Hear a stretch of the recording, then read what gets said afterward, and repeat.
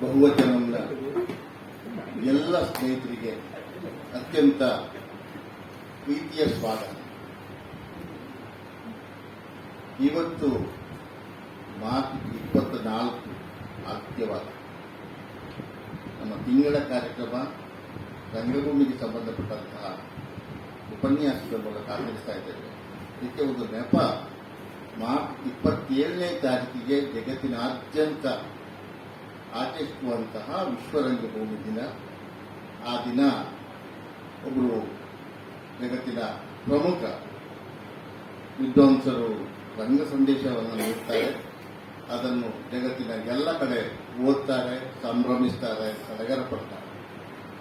ನಾವು ಅದರ ಭಾಗವಾಗಿ ಹಲವು ವರ್ಷಗಳಿಂದ ಆಚರಿಸ್ತಾ ಇದ್ದೇವೆ. ಈ ವರ್ಷ ನಮ್ಮ ಜೊತೆ ರಂಗಭೂಮಿಗೆ ಸಂಬಂಧಪಟ್ಟಾಗೆ ಮಾತಾಡಲಿಕ್ಕೆ ಉಡುಪಿ ಪಟ್ಲದ ಸಂತೋಷ್ ನಾಯಕ್ ಪಟ್ಲ ಅವರು ಬಂದಿದ್ದಾರೆ. ಸರ್, ನೀವು ಒಮ್ಮೆ ದಯವಿಟ್ಟು ಮೇಲೆ ಬಂದು ಕೂತ್ಕೊಳ್ಬೇಕು. ಸರ್, ಒಂದು ಸ್ಟೆಪ್ ಮೆಲ್ಲ, ಅದೊಂದು ವಾರ್ನಿಂಗ್. ಅದು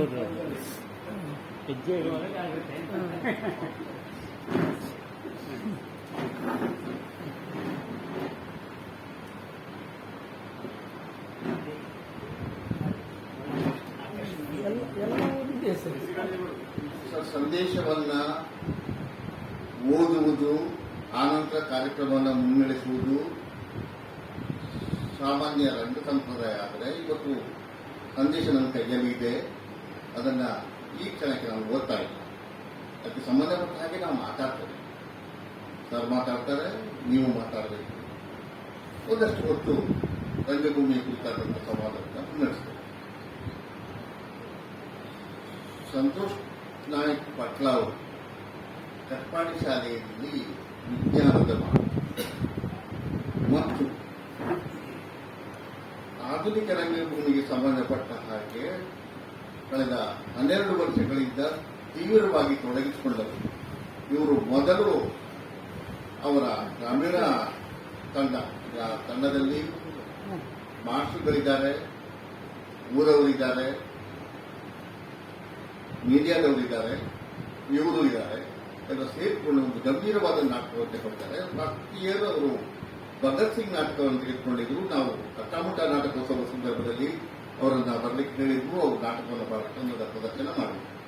ಆನಂತರ ಪ್ರತಿ ವರ್ಷವೂ ಕೂಡ ಒಂದು ಬಹಳ ಮುಖ್ಯವಾದ ನಾಟಕವನ್ನ ಒಂದು ಬದ್ಧತೆ ಮೇಲೆ ತೆಗೆದುಕೊಂಡು ಅದನ್ನ ಪ್ರದರ್ಶನ ಮಾಡ್ತಾ ಬಂದವರು. ಉಡುಪಿಯಲ್ಲಿ ಅದು MGM ಕಾಲೇಜಿನ ಅವರಿಗೆ ಒಂದು ವೇದಿಕೆ ಕೊಡ್ತದೆ. ಆಮೇಲೆ ಸುತ್ತಮುತ್ತಲಿನವರ ಸ್ನೇಹಿತರಿದ್ದಾರೆ, ಅವರನ್ನು ಕರೀತಾರೆ, ಅವರು ನಾಟಕವನ್ನು ಪ್ರದರ್ಶನ ಮಾಡ್ತಾರೆ. ಇವರು ಈ ಕಾಲದ ಪ್ರಮುಖ ನಾಟಕಗಳನ್ನ ತೆಗೆದುಕೊಳ್ತಾರೆ.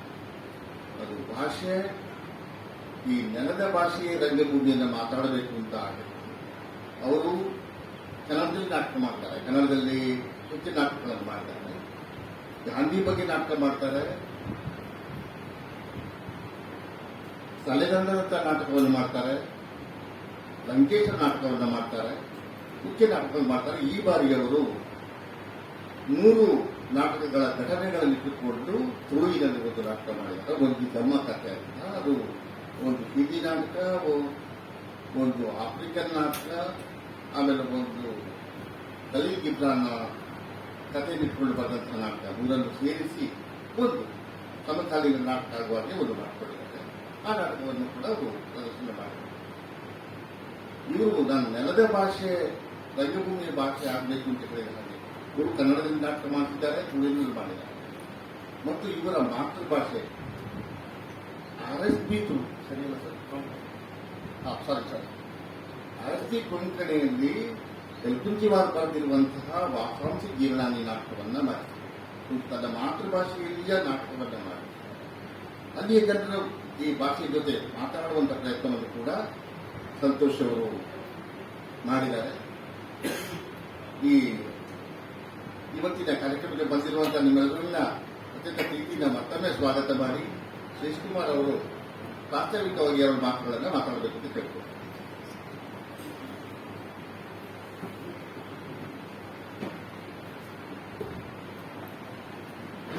ಪ್ರೀತಿಯ ಎಲ್ಲ ಬಹುವಚನ ಬಂಧುಗಳೇ,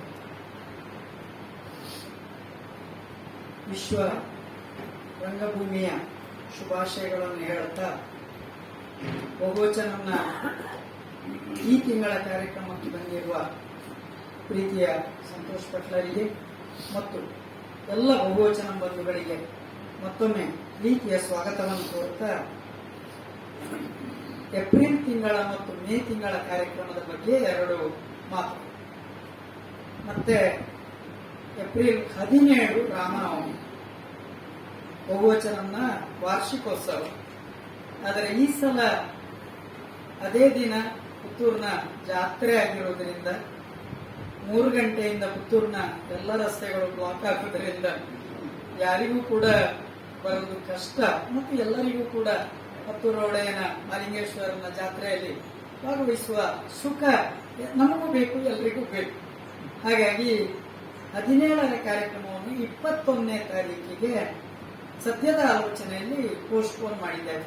ಇನ್ನು ಎಲೆಕ್ಷನ್ ವ್ಯವಸ್ಥೆ ಪರ್ಮಿಷನ್ ಬಗ್ಗೆ ಒಂದು ಕ್ಲಾಸ್ ಇದೆ, ಆದರೆ ಕೊಟ್ಟಾರು ಅಂತ ಹೇಳೋ ಒಂದು ವಿಶ್ವಾಸ ನಾವಿಡಲಿಲ್ಲ.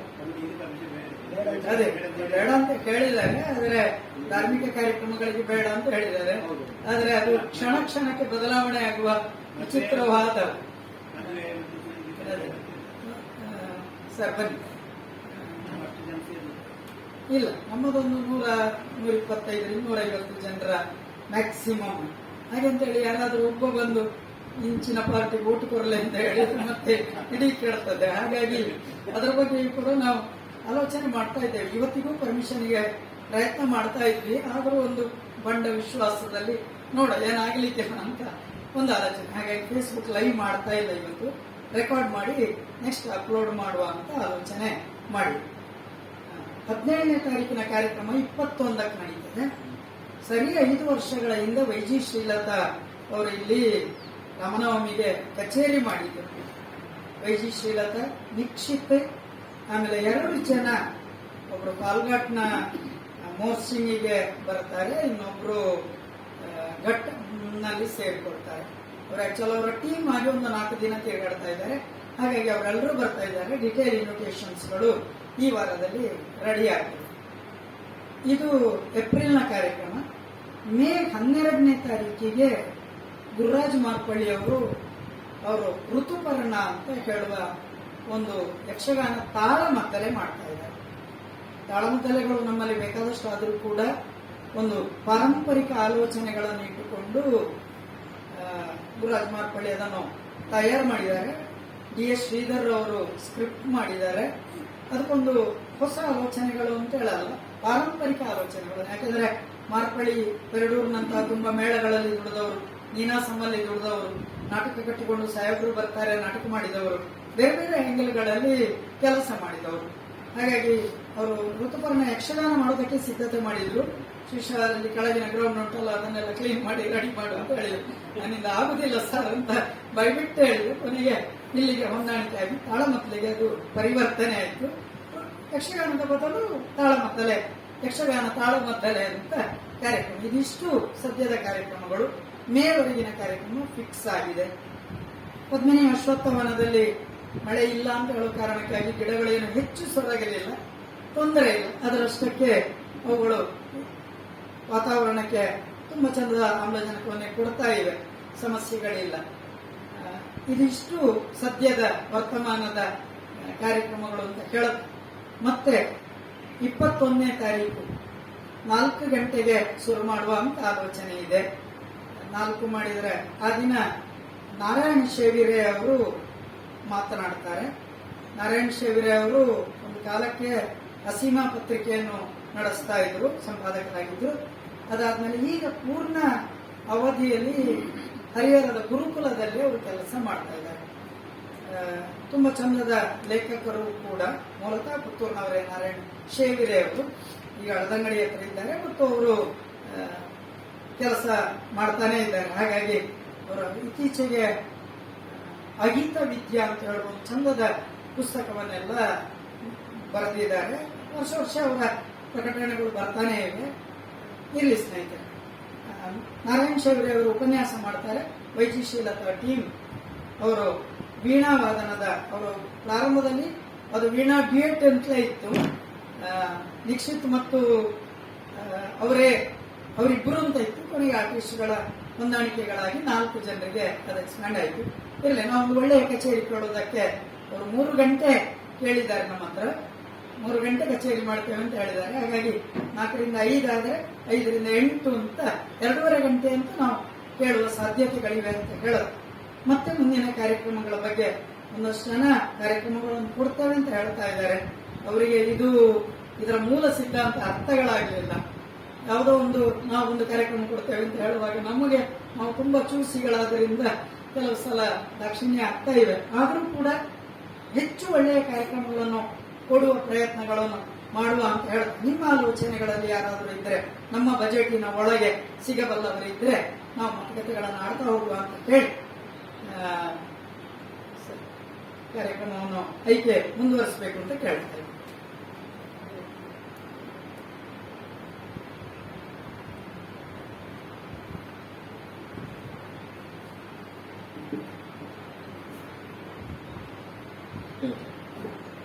ಪ್ರೊಫೆಸರ್ ಮಾಧವ್ ಭಟ್ ಅವರು ದಯವಿಟ್ಟು ಬಂದು ಸಂತೋಷ್ ನಾಯಕ್ ಪಟ್ಲ ಅವರನ್ನ ಗೌರವಿಸಬೇಕು.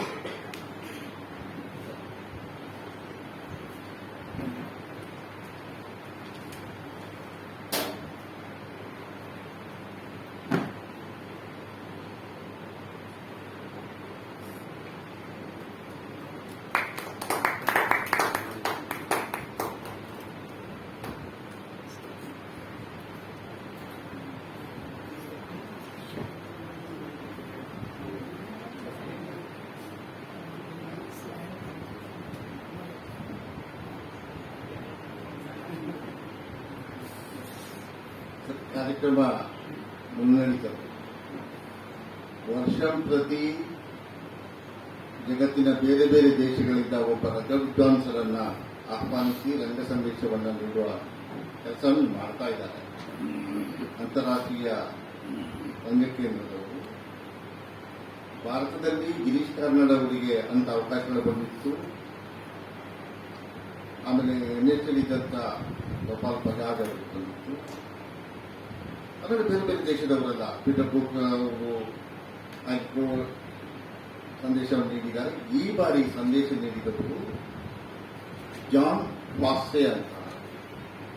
ಅವರು ನಾರ್ವೇಜಿಯನ್ ನಾಟಕಕಾರರು ಮತ್ತು ಕಳೆದ ವರ್ಷ ಅವರಿಗೆ ಸಾಹಿತ್ಯಕ್ಕಾಗಿ ನೊಬೆಲ್ ಪ್ರಶಸ್ತಿ ಬರ್ತದೆ. ಅವರು ರಂಗಭೂಮಿಯ ಕೆಲಸಗಳನ್ನು ಮಾಡಿರುವುದರಿಂದ ಈ ಬಾರಿ ಅವರು ರಂಗ ಸಂದೇಶವನ್ನು ಕೊಟ್ಟಿದ್ದಾರೆ.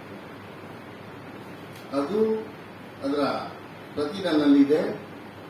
ನಿಮಗೆ ಅದನ್ನು ಪೂರ್ತಿ ಓದಲೇಬೇಕು ಅಂತಿದ್ರೆ ನನ್ನ ಹತ್ರ ಜೆರಾಕ್ಸ್ ಕಾಪಿಗಳಿದ್ದಾವೆ, ನಿಮಗೆ ಕೊಡಬಲ್ಲೆ. ಅಥವಾ ಅದನ್ನ ನೀವು ಪ್ರಿಂಟ್ ಮಾಡಿಕೊಳ್ತೀರಿ ಅಂತಾದ್ರೆ ಅದರ ವಾಟ್ಸಾಪ್ ಕಾಪಿಗಳ ಹತ್ರ ಇದೆ, ಅದನ್ನು ಕೊಡಬಲ್ಲೆ. ನಾನು ಕೊನೆಯ ಭಾಗವನ್ನು ಮಾತ್ರ ಓದಿ ಸಂತೋಷ್ ಅವರ ಮಾತುಕತೆಯನ್ನ ಮುಂದುವರಿಸುವ ಹಾಗೆ ಹೇಳಿಕೊಡ್ತೇನೆ. ಅವರ ಸಂದೇಶದ ಕೊನೆಯ ಭಾಗದಲ್ಲಿ ಅವರು ಹೇಳುವುದು ಹೀಗೆ: ನಾನು ಈ ರಂಗ ಸಂದೇಶದಲ್ಲಿ ರಂಗಭೂಮಿ ರಂಗಪಠ್ಯಗಳ ಬಗ್ಗೆ ಮಾತ್ರವೇ ಮಾತನಾಡುತ್ತಿಲ್ಲ. ಏಕೆಂದರೆ ನಾನು ಈಗಾಗಲೇ ಹೇಳಿದಂತೆ ಕಲೆ ಎಂಬ ರಂಗಭೂಮಿ ಸೇರಿದಂತೆ ಎಲ್ಲಾ ಉನ್ನತ ಅಂಶಗಳು ಒಳಗೊಂಡಿರುವ ಒಂದು ವಿಶೇಷ ಅನುಭೂತಿ ಮತ್ತು ಅದೊಂದು ಅನನ್ಯ ಹಾಗೂ ನಿರ್ದಿಷ್ಟವಾದ ಅನುಭವವೇ ಆಗಿರುವುದರಿಂದ ಜೊತೆಗೆ ಸಾರ್ವತ್ರಿಕವಾಗಬಲ್ಲ ಒಳ್ಳೆಯತನವನ್ನು ಹೊಂದಿಸಬಹುದಾಗಿದೆ. ಕಲೆ ಎನ್ನುವುದು ವೈಯಕ್ತಿಕವಾದವುಗಳ ಜೊತೆಗೆ ಜಗತ್ತಿನ ಎಲ್ಲೆಡೆಯ ಜನರನ್ನು ಪರಸ್ಪರ ಒಟ್ಟು ಸೇರಿಸಬಲ್ಲ ಶಕ್ತಿಯಾಗಿದೆ. ಅದು ತನ್ನ ಕಲಾತ್ಮಕ ಅಭಿವ್ಯಕ್ತಿ ಅನನ್ಯತೆಯನ್ನು ನಿರಾಕರಿಸದೆ ಅನನ್ಯತೆಯನ್ನು ಸ್ಫುಟಪಡಿಸಿ ಅಸ್ಮಿತೆ ಮತ್ತು ಅಪರಿಚಿತೆಗಳು ಉತ್ಕೃಷ್ಟ ಸೃಷ್ಟಿಗೊಳಿಸುವಂತದ್ದಾಗಬೇಕು. ಕೊನೆಯದಾಗಿ ನಾನು ಹೇಳುವುದಿಷ್ಟು: ಯುದ್ಧ ಮತ್ತು ಶಾಂತಿ ಪರಸ್ಪರ ವಿರುದ್ಧ ಧ್ರುವಗಳಲ್ಲಿ ಇರುವಂತೆ ಯುದ್ಧ ಹಾಗೂ ಕಲೆ ಕೂಡ ವಿರೋಧ ಮುಖಗಳು. ಆದರೆ ಕಲೆಯ ಮೂಲಕ ಯಾರು ಕಾಯಕ ಮಾಡುತ್ತಾರೋ ಅವರು ಶಾಂತಿಯ ಸಾರ್ವತ್ರಿಕ ಪ್ರತಿಪಾದಕರಾಗಿ ನಿಲ್ಲುತ್ತಾರೆ ಎನ್ನುವುದು ಈ ಜಗತ್ತಿನ ಬಹುದೊಡ್ಡ ಹಾಗೂ ಸಾರ್ವತ್ರಿಕವಾದ ಸತ್ಯವಾಗಿದೆ. ಜಾನ್ ವಾಸ್ಸೆ ಅವರು ಅವರ ನಾಡ ಭಾಷೆಯಲ್ಲಿ ಬರೆದ್ರೆ ಕನ್ನಡಕ್ಕೆ ಅದನ್ನ ಅನುವಾದ ಮಾಡಿಕೊಟ್ಟಿರುವುದು ನಮ್ಮ ಪ್ರಶಾಂತ್ ಅನಂತಾಡಿಯವರು.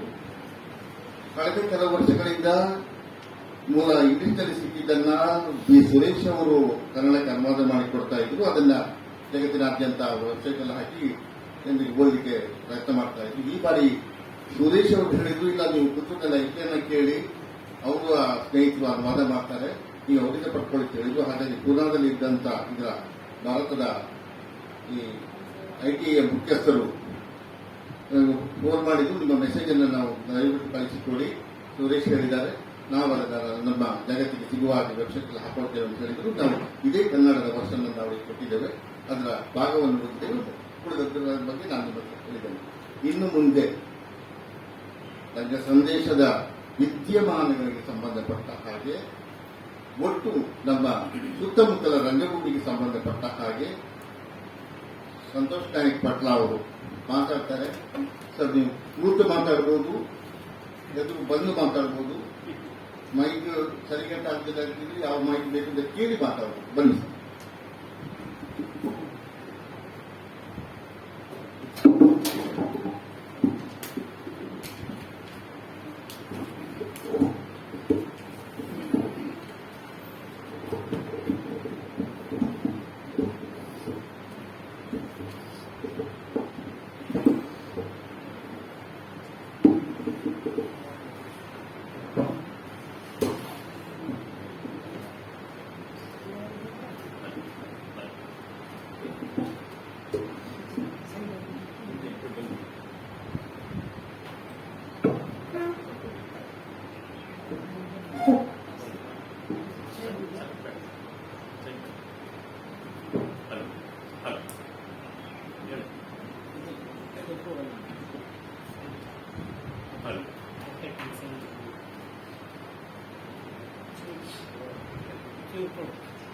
ಹಲೋ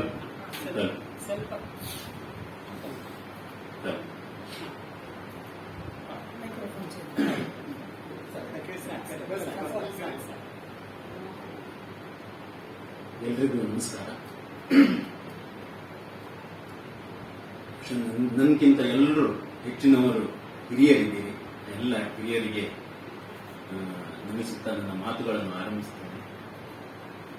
ಬಹುವಚನಂ ಮತ್ತು ನಿರತ ನಿರಂತರವರು ನೀವೆಲ್ಲ ಸೇರಿ ಬಹಳ ಪ್ರೀತಿಯಿಂದ ನನ್ನನ್ನು ಇಲ್ಲಿ ಕರೆಯಿಸಿ ಮಾತನಾಡಲು ಒತ್ತಾಯಿಸಿದ್ದೀರಿ. ನಿಮ್ಮ ಈ ಪ್ರೀತಿಗೆ ನಾನು ತುಂಬಾ ಆಭಾರವನ್ನು ಸಲ್ಲಿಸುತ್ತೇನೆ. ಈ ರಂಗಭೂಮಿ ಎನ್ನುವಂಥದ್ದು ಅಭಿನಯಕ್ಕೆ ಸಂಬಂಧಪಟ್ಟಿರುವಂಥದ್ದು. ಅಭಿನಯ ಅಂದ್ರೆ ಅದು ಹತ್ತಿರಕ್ಕೆ ತರುವಂಥದ್ದು. ಒಬ್ಬ ನಟ ನಟಿಸ್ತಾ ವಾಸ್ತವವಾಗ್ತಾನೆ, ವಾಸ್ತವವಾಗುತ್ತಲೇ ರೂಪಕ ಆಗ್ತಾನೆ. ಅದು ಇನ್ನೂ ಮುಂದುವರೆದು ಒಂದು ಹಂತದಲ್ಲಿ ಪ್ರೇಕ್ಷಕ ಅವನು ತನ್ನನ್ನು ತಾನೇ ಆ ಪಾತ್ರ ಎಂಬುದಾಗಿ ಭಾವಿಸಿಕೊಳ್ತಾನೆ. ಇದು ರಂಗಭೂಮಿಯಲ್ಲಿ ನಡೆಯುವಂತಹ ಪ್ರಕ್ರಿಯೆ. ಹಾಗಾಗಿ ನಟಿಸುವ ನಟ ನಮ್ಮವನಾಗ್ಬಿಟ್ಟ, ಅವನು ಯಾವ ದೇಶದವನಾದ್ರೂ ಸಹ. ನಾನು ಈ ಮಾತನ್ನು ಯಾಕೆ ಹೇಳಿದೆ ಅಂತ ಹೇಳಿದ್ರೆ, ಐಕೆಯವರು ಈಗಾಗಲೇ ನೆನಪು ಮಾಡಿಕೊಂಡು 12 ವರ್ಷದ ಕೆಳಗೆ 2013 ಫೆಬ್ರವರಿ 8ರಂದು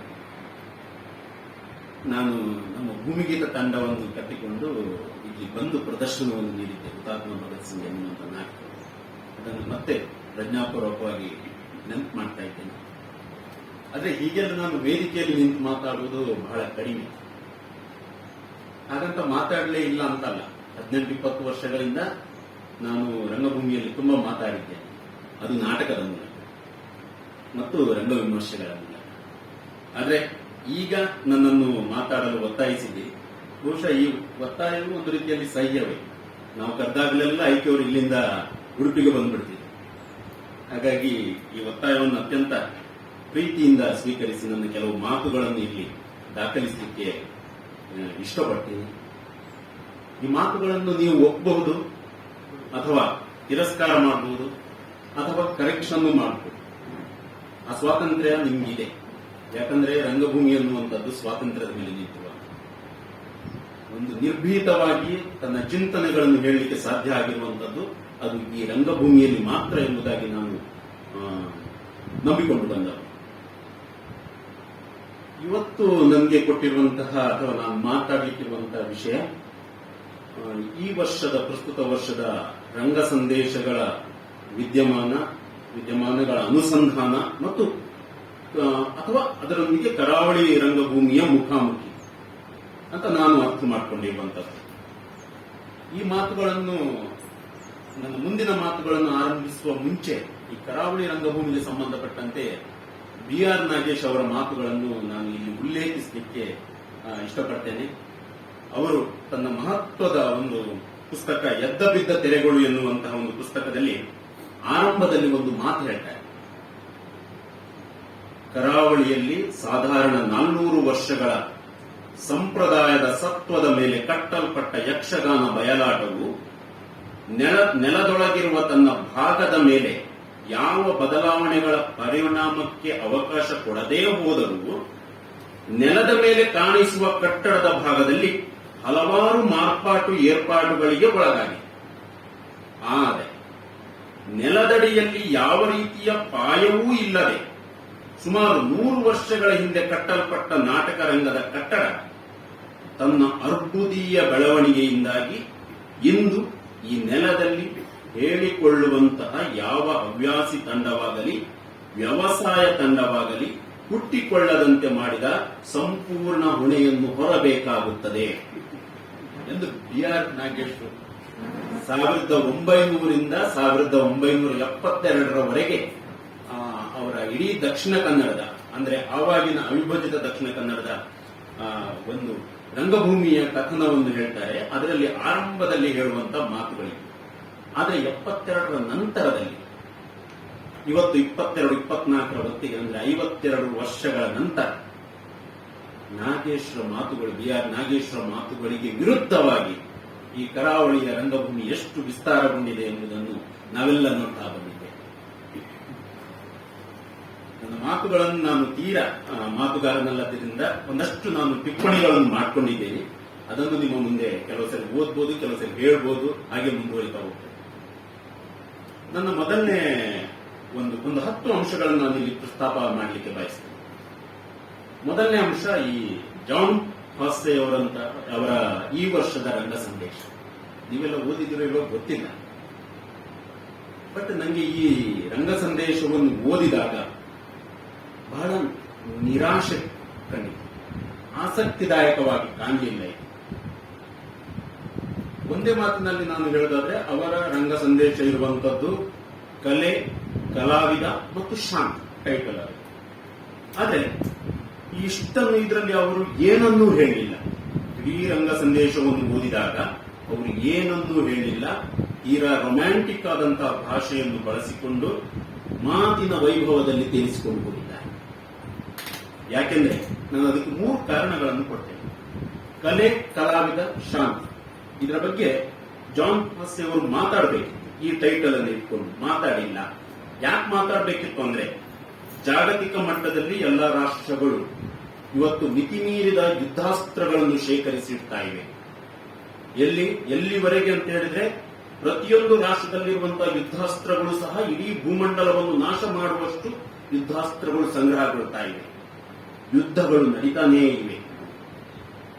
ಎರಡನೇ ಕಾರಣ, ಇಡೀ ಜಗತ್ತು ಇವತ್ತು ಜನಾಂಗೀಯ ಸಂಘರ್ಷದ ಉರಿಯಲ್ಲಿ ಬೇಯ್ತಾ ಇದೆ. ಒಂದು ರಾಷ್ಟ್ರ ಇನ್ನೊಂದು ರಾಷ್ಟ್ರವನ್ನು ದ್ವೇಷಿಸ್ತಾ ಇದೆ. ಒಂದು ಧರ್ಮದವರಿಗೆ ಇನ್ನೊಂದು ಧರ್ಮದವರನ್ನು ತಮ್ಮವರು ಅಂತ ಒಪ್ಪಿಕೊಳ್ಳಿಕ್ಕೆ ಸಾಧ್ಯವಾಗದೇ ಇರುವಂತಹ ಸ್ಥಿತಿ ರೂಪುಗೊಂಡಿದೆ. ಹಾಗಾಗಿ ಒಂದು ಸಂಸ್ಕೃತಿ, ಒಂದು ಭಾಷೆ, ಒಂದು ಬಣ್ಣ, ಇಂತಹ ವಿಚಾರಗಳನ್ನು ಒತ್ತಾಯಪೂರ್ವಕವಾಗಿ ಹೇರಲಾಗ್ತಾ ಇದೆ. ಹೀಗಿರುವಾಗ ಕಲೆ, ಕಲಾವಿದ ಏನು ಮಾಡಬೇಕು, ಇದನ್ನೆಲ್ಲ ಎದುರುಗೊಳ್ಳುವುದು ಹೇಗೆ ಎಂಬುದನ್ನು ಜಾನ್ ಫಾಸ್ಸೆ ಅವರು ಹೇಳಿಲ್ಲ. ಅಥವಾ ಈ ಕಾಲಘಟ್ಟದಲ್ಲಿ ಕಲೆಯ ಅಥವಾ ಕಲಾವಿದನ ಜವಾಬ್ದಾರಿಗಳು ಏನು ಎಂಬುದನ್ನು ಸಹ ಅವರು ಅವರ ರಂಗ ಸಂದೇಶದಲ್ಲಿ ಹೇಳಲಿಲ್ಲ. ಯುದ್ಧೋನ್ಮಾದದ ಮನಸ್ಥಿತಿಗೆ ಪ್ರತಿರೋಧವಾಗಿ ರಂಗಭೂಮಿ ಹೇಗೆ ಕೆಲಸ ಮಾಡಬೇಕು ಎಂಬುದನ್ನು ಹೇಳಲಿಲ್ಲ. ಅವರು ಅವರ ನೀರಸವಾದಂತಹ ರಂಗ ಸಂದೇಶದಲ್ಲಿ ಏನ್ ಹೇಳ್ತಾರೆ ಅಂತ ಹೇಳಿದ್ರೆ, ಇದರ ಬಗ್ಗೆ ನೀವು ಮತ್ತೆ ಡಿಸ್ಕಷನ್ ಮಾಡಬಹುದು. ಹೊಸದಾಗಿ ಘಟಿಸಲು ಏನಿಲ್ಲ, ನಾವೆಲ್ಲ ಬಹಳ ಚೆನ್ನಾಗಿಯೇ ಇದ್ದೇವೆ ಎಂಬ ಬಹಳ ಆಶಾವಾದದ ಮಾತುಗಳನ್ನು ಹೇಳ್ತಾರೆ. ಆದರೆ ಕರಾವಳಿಯ ರಂಗಭೂಮಿಯನ್ನು ಜಾನ್ ಫಾಸೆಯವರ ಈ ಮಾತುಗಳಿಗೆ ಹೋಲಿಸಲು ಸಾಧ್ಯವಿಲ್ಲ. ಅಂತಹ ವಾತಾವರಣ ಇಲ್ಲಿದೆ. ಇಲ್ಲಿ ಕರಾವಳಿಯಲ್ಲಷ್ಟು ತಣ್ಣಗಿನ ವಾತಾವರಣ ಇಲ್ಲ. ಕಳೆದ 10 ವರ್ಷಗಳಲ್ಲಿ ರಂಗಭೂಮಿಯಲ್ಲೇ ನಡೆದಿರುವಂತಹ ವಿದ್ಯಮಾನಗಳು, ಅದು ನಿಮಗೆಲ್ಲ ಗೊತ್ತಿರುವಂತದ್ದು ಅಥವಾ ನಮ್ಮ ಸುತ್ತಮುತ್ತಲಿನ ಪರಿಸರದಲ್ಲಿ ನಡೆದಿರುವಂತಹ ವಿದ್ಯಮಾನಗಳು ನಿಮ್ಗೆ ಗೊತ್ತಿರುವಂತದ್ದು. ತೀರಾ ಇತ್ತೀಚೆಗೆ ಗೌರಿ ಲಂಕೇಶ್ ನ್ಯೂಸ್ನವರು ಒಂದು ಪುಸ್ತಕವನ್ನು ಹೊರತರ್ತಾರೆ. ಕರಾವಳಿಯ ದ್ವೇಷದ ಅಲೆಗಳು ಅಂತ. ಜನವರಿ ಸೆಪ್ಟೆಂಬರ್ 2021 ದಕ್ಷಿಣ ಕನ್ನಡ ಜಿಲ್ಲೆ ಕುರಿತಾದಂತಹ ಒಂದು ವರದಿ. ಏನೇನು ಆಗಿದೆ, ಎಷ್ಟೆಲ್ಲ ಸಂಘರ್ಷಗಳು ಇಲ್ಲಿ ನಡೆದಿವೆ, ಜನಾಂಗೀಯ ಸಂಘರ್ಷಗಳು, ಧರ್ಮದ ಸಂಘರ್ಷಗಳು ನಡೆದಿವೆ ಎಂಬುದನ್ನು ಅವರು ನ್ಯೂಸ್ ರೂಪದಲ್ಲಿ ಹೊರಡ್ತಾರೆ. ಹೀಗಿರುವಾಗ ಕರಾವಳಿಯ ರಂಗಭೂಮಿಗೆ ಬೇರೆಯಾದಂತಹ ಜವಾಬ್ದಾರಿಗಳಿವೆ. ಜಾನ್ ಫಾಸೆ ಅವರು ಜಾಗತಿಕ ರಂಗಭೂಮಿಯನ್ನು ಉದ್ದೇಶಿಸಿ ಈ ಮಾತುಗಳನ್ನು ಏನ್ ಮಾಡಬೇಕು, ಈ ರಂಗಭೂಮಿ ಏನ್ ಮಾಡಬೇಕು ಅಂತ ಎಲ್ಲೂ ಹೇಳಿಲ್ಲ.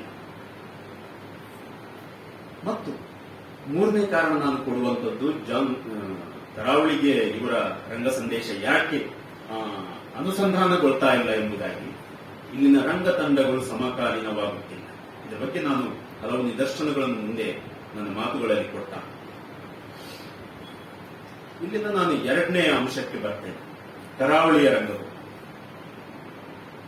ಕರಾವಳಿಯ ರಂಗಭೂಮಿ ಎನ್ನುವಂಥದ್ದು ಅದು ಇಲ್ಲಿನ ಭೂತಾರಾಧನೆ ಮತ್ತು ಯಕ್ಷಗಾನದಿಂದ ಪ್ರೇರಿತವಾಗಿಯೇ ಬಂದಿರುವಂಥದ್ದು.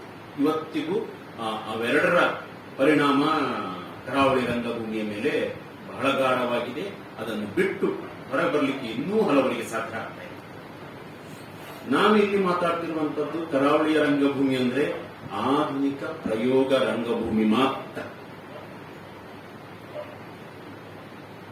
ದಕ್ಷಿಣ ಕನ್ನಡ ಮತ್ತು ಉಡುಪಿ ಜಿಲ್ಲೆಯನ್ನು ಪ್ರಧಾನವಾಗಿ ನಾವು ಇಟ್ಟು ಮಾತಾಡಿದಾಗ ಕರಾವಳಿಯ ಆಧುನಿಕ ರಂಗಭೂಮಿ 3 ಭಾಷೆಗಳಲ್ಲಿ ವಿಸ್ತಾರಗೊಂಡಿದೆ. ಅದು ಕನ್ನಡ, ತುಳು ಮತ್ತು ಕೊಂಕಣಿ. ಅದರಲ್ಲೂ ಕನ್ನಡ ಮತ್ತು ತುಳು ಭಾಷೆಯಲ್ಲಿ ನಾವು ಗಮನಿಸಿದರೆ ದಕ್ಷಿಣ ಕನ್ನಡಕ್ಕಿಂತ ಉಡುಪಿ ಜಿಲ್ಲೆಯು ಬಹಳ ವಿಸ್ತಾರವನ್ನು ಹೊಂದಿದೆ. ಉಡುಪಿಯಲ್ಲಿ ಉಡುಪಿ, ಮಣಿಪಾಲ ಮತ್ತು ಅದರ ಉತ್ತರ ಭಾಗಕ್ಕಿರುವಂತಹ ಬ್ರಹ್ಮಾವರ, ಕುಂದಾಪುರ ಮತ್ತು ಬೈಂದೂರು, ಇಷ್ಟೆಲ್ಲ ಭಾಗಗಳಲ್ಲಿ ರಂಗ ಕ್ರಿಯೆಗಳು, ನಾಟಕಗಳು ನಿರಂತರವಾಗಿ ನಡೀತಾ ಇದೆ. ಆದರೆ ಉಡುಪಿಯ ದಕ್ಷಿಣ ಭಾಗ ಅಥವಾ ಪೂರ್ವ ಭಾಗ ಅಂದರೆ ಕಾಪು, ಮುಲ್ಕಿ, ಕಾರ್ಕಳದಲ್ಲಿ ಇತ್ತೀಚೆಗೆ ಏನೋ ಶುರುವಾಗಿದೆ.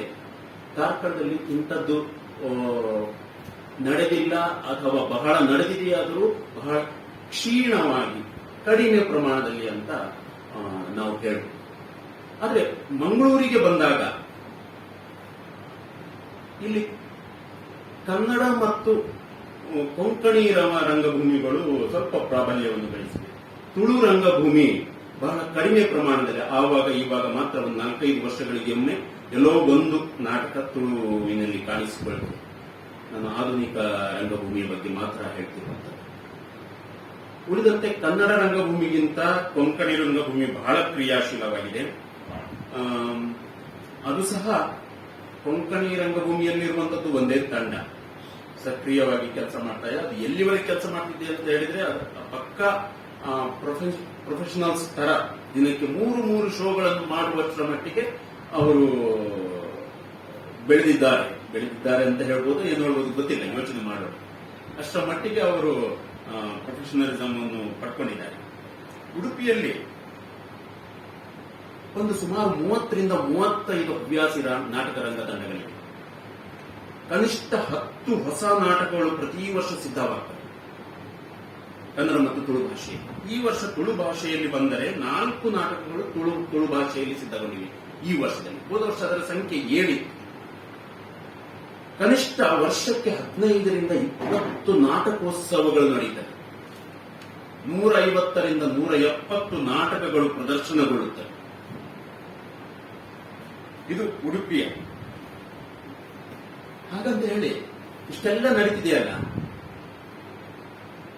ಎಲ್ಲವೂ ಸರಿಯಾಗಿದೆಯಾ? ಹಾಗಾದ್ರೆ ನಮ್ಗೆ ನಾವು ಕೇಳ್ಕೊಳ್ಬೇಕಾಗುತ್ತೆ.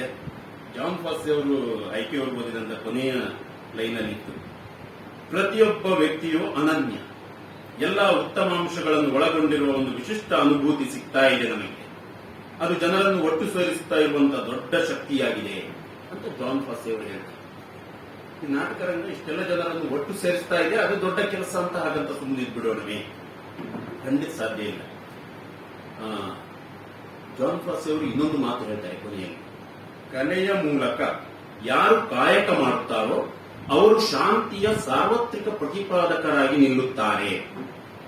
ಕಲೆಯ ಮೂಲಕ ಯಾರು ಕಾಯಕ ಮಾಡುತ್ತಾರೋ ಅವರು ಶಾಂತಿಯ ಸಾರ್ವತ್ರಿಕ ಪ್ರತಿಪಾದಕರಾಗಿ ನಿಲ್ಲುತ್ತಾರೆ ಎನ್ನುವಂತಹ ಜಾನ್ ಫಾಸ್ಸಿ ಅವರ ಮಾತನ್ನು ಕರಾವಳಿಗೆ ಸಮೀಕರಿಸುವುದು ಅಗತ್ಯವಾಗಿದೆ. ಕರಾವಳಿಯಲ್ಲಿ ನಡೆಯುತ್ತಿರುವಂತಹ ನಾಟಕಗಳ ಗುಣಮಟ್ಟ, ಪ್ರದರ್ಶನ, ಕಲಾವಿದರ ತಂಡಬದ್ಧತೆ, ರಂಗಬದ್ಧತೆ, ತಂಡದ ಆರ್ಥಿಕ ಪರಿಸ್ಥಿತಿ, ಇವುಗಳ ನಡುವೆ ಕೆಲವು ರಂಗತಂಡಗಳು ಇಡುತ್ತಿರುವಂತಹ ರಂಗನಡೆಗಳು, ಧೋರಣೆಗಳು ಆಶ್ಚರ್ಯಕರವಾಗಿ ಕಾಣ್ತಾ ಇದೆ. ರಹಮತ್ ತರೀಕೆಯವರು ಮೊನ್ನೆ ಇತ್ತೀಚೆಗೆ ಒಂದು ಮಾತನ್ನು ಹೇಳ್ತಾರೆ, ಸಂಗೀತ, ಸಾಹಿತ್ಯ, ರಂಗಭೂಮಿ ಮತ್ತು ಸಿನಿಮಾ ಮೊದಲಾದ ಪ್ರದರ್ಶನ ಕಲೆಗಳ ಲೋಕದೊಳಗೆ ಮಾನವೀಯತೆ ಗುಣ, ಧರ್ಮಾತೀತ ಗುಣ ಮತ್ತು ಕೋಮು ಸೌಹಾರ್ದತೆ ಮತ್ತು ಸಮಾನತೆಯ ಪ್ರಜ್ಞೆ ಅಂತರ್ಗತವಾಗಿಯೇ ಇರುತ್ತದೆ ಅಂತ ನಮ್ಮ ನಂಬಿಕೆ ಏನಿತ್ತೋ ಅದಕ್ಕೆ ಕೊಡಲಿ ಏಟು ಬಿದ್ದಿದೆ ಅಂತ ಹೇಳಿ ರಹಮತ್ ತರೀಕೆಯವರ ಈ ಮಾತನ್ನು ನಾವು ಒಪ್ಪಿಕೊಳ್ಳಬೇಕಾದಂತಹ ಬಹಳ ಸಂದಿಗ್ಧ ಕಾಲಘಟ್ಟದಲ್ಲಿ ನಾವಿದ್ದೇವೆ ಅಂತ ಕಾಣುತ್ತದೆ. ರಾಜಕೀಯ ಕ್ಷೇತ್ರದಲ್ಲಿ ಆಗಿರುವಂತಹ ವಿಷಮತೆಗಳು ಅಥವಾ ರಾಜಕೀಯ ಕ್ಷೇತ್ರದಲ್ಲಿ ಹುಟ್ಟಿರುವಂತಹ ವಿಷಮತೆಗಳು ಈಗಾಗಲೇ ಯಕ್ಷಗಾನ ರಂಗವನ್ನು ಆಪೋಷಣ ತೆಗೆದುಕೊಂಡಿವೆ, ಗಮನಿಸಿರಬಹುದು. ಮತ್ತು ಇದೀಗ ಅದು ರಂಗಭೂಮಿಗೂ ಬಹಳ ವೇಗವಾಗಿ ಹರಡುವ ಸಾಧ್ಯತೆಗಳು ಬಹಳ ದಟ್ಟವಾಗಿ ಕಾಣ್ತಾ ಇದೆ.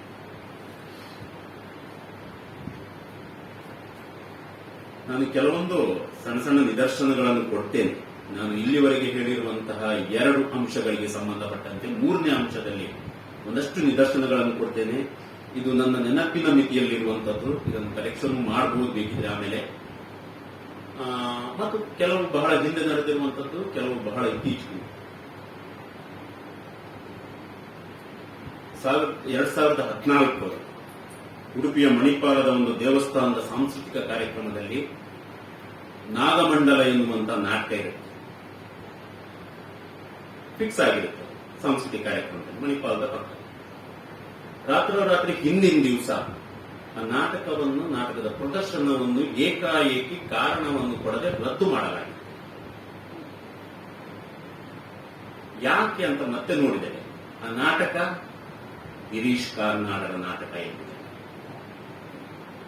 ಆ ಹೊತ್ತಿಗೆ ಉಡುಪಿಯಲ್ಲಿ ನನಗೆ ಆಶ್ಚರ್ಯ ಕಂಡಿರುವುದು ಅದಲ್ಲ, ಇದನ್ನು ವಿರೋಧಿಸಿ ಒಂದೇ ಒಂದು ಪ್ರತಿಭಟನೆಯೂ ದಾಖಲಾಗಿಲ್ಲ.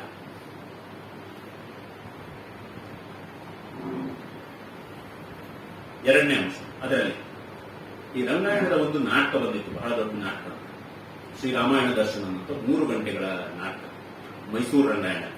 ಒಂದು 2-3 ವರ್ಷಗಳ ಹಿಂದೆ 1,000 ರೂಪಾಯಿ ಟಿಕೆಟ್ ಇಟ್ಟು ಅದನ್ನು ನೋಡುವ ವ್ಯವಸ್ಥೆ ಮಾಡಿದ್ವಿ. 3 ರೂಪಾಯಿ ಮತ್ತು 1,000 ರೂಪಾಯಿ. ಅದನ್ನು ನಾವು ವಿರೋಧಿಸಿದ್ವಿ, ಒಂದಷ್ಟು ವರ್ಗ ಅದನ್ನು ವಿರೋಧಿಸಿದ್ವಿ. ಅಂದ್ರೆ ಈ ನಾಟಕ ರಂಗದಲ್ಲಿ ಅದು ಬೆಂಗಳೂರು ಸ್ಟೈಲ್ ಅಲ್ಲಿ ಇದೆ, ಆದರೆ ಉಡುಪಿಯಲ್ಲಿ ಇದುವರೆಗೆ ಅಥವಾ ದಕ್ಷಿಣ ಕನ್ನಡದಲ್ಲಿ ಈ ರೀತಿಯಲ್ಲಿ ಬೈಫರ್ಕೇಶನ್ ಮಾಡುವಂತಹ ಯಾವುದೇ ಆಗಿಲ್ಲ. ಎಲ್ಲರೂ ಬಂದು ನಾಟಕ ನೋಡಲಿ. ಇವತ್ತಿಗೂ ಫ್ರೀಯಾಗಿ ನಾಟಕ ನೋಡೋದು 10 ರೂಪಾಯಿ 20 ರೂಪಾಯಿಯಲ್ಲೇ. 1,000 ರೂಪಾಯಿ ಇಟ್ಟು ಟಿಕೆಟ್ ಘೋಷಿಸಿದ್ದನ್ನು ವಿರೋಧಿಸಲಾಗ್ತದೆ. ಆದರೆ ತಮಾಷೆ ನೋಡಿ, ಗಟ್ಟಿಮುಟ್ಟಾದ ತಡೆಗೋಡೆಯನ್ನು ನಿರ್ಮಿಸಿ 1,000 ಟಿಕೆಟ್ ನಲ್ಲಿಯೇ ನಾಟಕ ನಡೀತು. ಬ್ಯಾರಿಕೇಡ್ಗಳನ್ನು ಹಾಕಿ ಪೊಲೀಸರನ್ನು ಇಟ್ಟುಕೊಂಡು ಉಡುಪಿಯವರು ಯಾರೂ ವಿರೋಧಿಸಲಿಲ್ಲ, ಮಾತಾಡಲಿಲ್ಲ. ನಾವು ಭೂಮಿಗೀತ ಸಂಸ್ಥೆಯನ್ನು ಕಟ್ಟಿ 13 ವರ್ಷಗಳಾಗಿ 14 ನಾಟಕಗಳನ್ನು ಮಾಡಿದ್ದೀವಿ. ಪ್ರತಿ ವರ್ಷ ನಾಟಕಗಳನ್ನು ಮಾಡಿ ಆರಂಭಿಸಿದ್ದು ನಾವು ಪಟ್ಟಣದ US ನಾಯಕ್ ಪ್ರೌಢಶಾಲೆಯಲ್ಲಿ ಅಲ್ಲಿ ಕೇಂದ್ರವಾಗಿಟ್ಟುಕೊಂಡು ಮೊದಲಿನ ಆರಂಭದ 4-5 ವರ್ಷ ನಾಟಕೋತ್ಸವಗಳನ್ನು ಮಾಡಿ 5ನೇ ವರ್ಷ ಆಗೋ ಹೊತ್ತಿಗೆ ನನಗೆ ಮ್ಯಾನೇಜ್ಮೆಂಟ್ ಇಂದ HM ಮೂಲಕ ಒಂದು ನೋಟಿಸ್ ಬರ್ತದೆ. ಅದರಲ್ಲಿ 2 ಅಂಶಗಳಿರ್ತವೆ.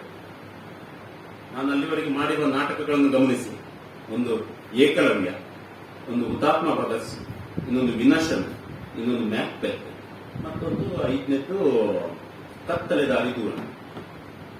ಅಷ್ಟೊತ್ತಿಗೆ ನನಗೊಂದು ನೋಟಿಸ್ ಬರ್ತದೆ. ಏನು? ಒಂದು ಮೊದಲನೇ ಪಾಠ, ಹಿಂದೂಗಳ ಭಾವನೆಗೆ ನೋವುಂಟು ಮಾಡುವ ನಾಟಕಗಳನ್ನು ಮಾಡಬಾರದು. ಈ 5 ನಾಟಕಗಳನ್ನು ನೋಡಿ. ಮತ್ತು ನಮ್ಮ ಭೂಮಿಗೀತ ಸ್ವತಂತ್ರ ಸಂಸ್ಥೆ, ಆ ಶಾಲೆಗೆ ಸೇರಿದ್ದಲ್ಲ. 2ನೇದು, ನೀವು ಇನ್ನು ಮುಂದೆ ನಾಟಕೋತ್ಸವಗಳನ್ನು ಮಾಡುವುದಾದ್ರೆ ಆ ನಾಟಕೋತ್ಸವಕ್ಕೆ ಕರೆಯುವಂತಹ ನಾಟಕಗಳ ಪಟ್ಟಿಯನ್ನು ಮೊದಲೇ ನಮಗೆ ಕೊಡತಕ್ಕದ್ದು ಮತ್ತು ನೀವು ಎತ್ತಿಕೊಳ್ಳುವಂತಹ ನಾಟಕದ ಸ್ಕ್ರಿಪ್ಟ್ ಅನ್ನು ನಮಗೆ ಮುಂಚಿತವಾಗಿ ಕೊಡುವಂತದ್ದು ಅಂತ ನೋಟಿಸ್ ಬಂದಿದೆ. ಕಾಪಿ ಇದೆ ಇವತ್ತಿಗೂ ನನಗೆ. ಅದಕ್ಕೆ ಉತ್ತರವನ್ನು ಬರೆದಿದ್ದೇನೆ ಮತ್ತು ಅವರು ಹೇಳಿದಾಗೆ ನಾವೇನು ಮಾಡಿಲ್ಲ.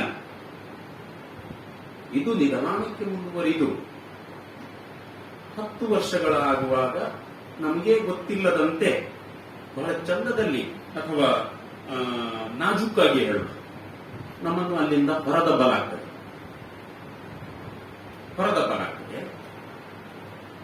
ಹಾಗಾಗಿ ಕಳೆದ ಒಂದು 4-5 ವರ್ಷದಿಂದ ನಾವು ನಿಜಕ್ಕೂ ರಂಗಜಂಗಮರಾಗಿ ಇದ್ದೇವೆ.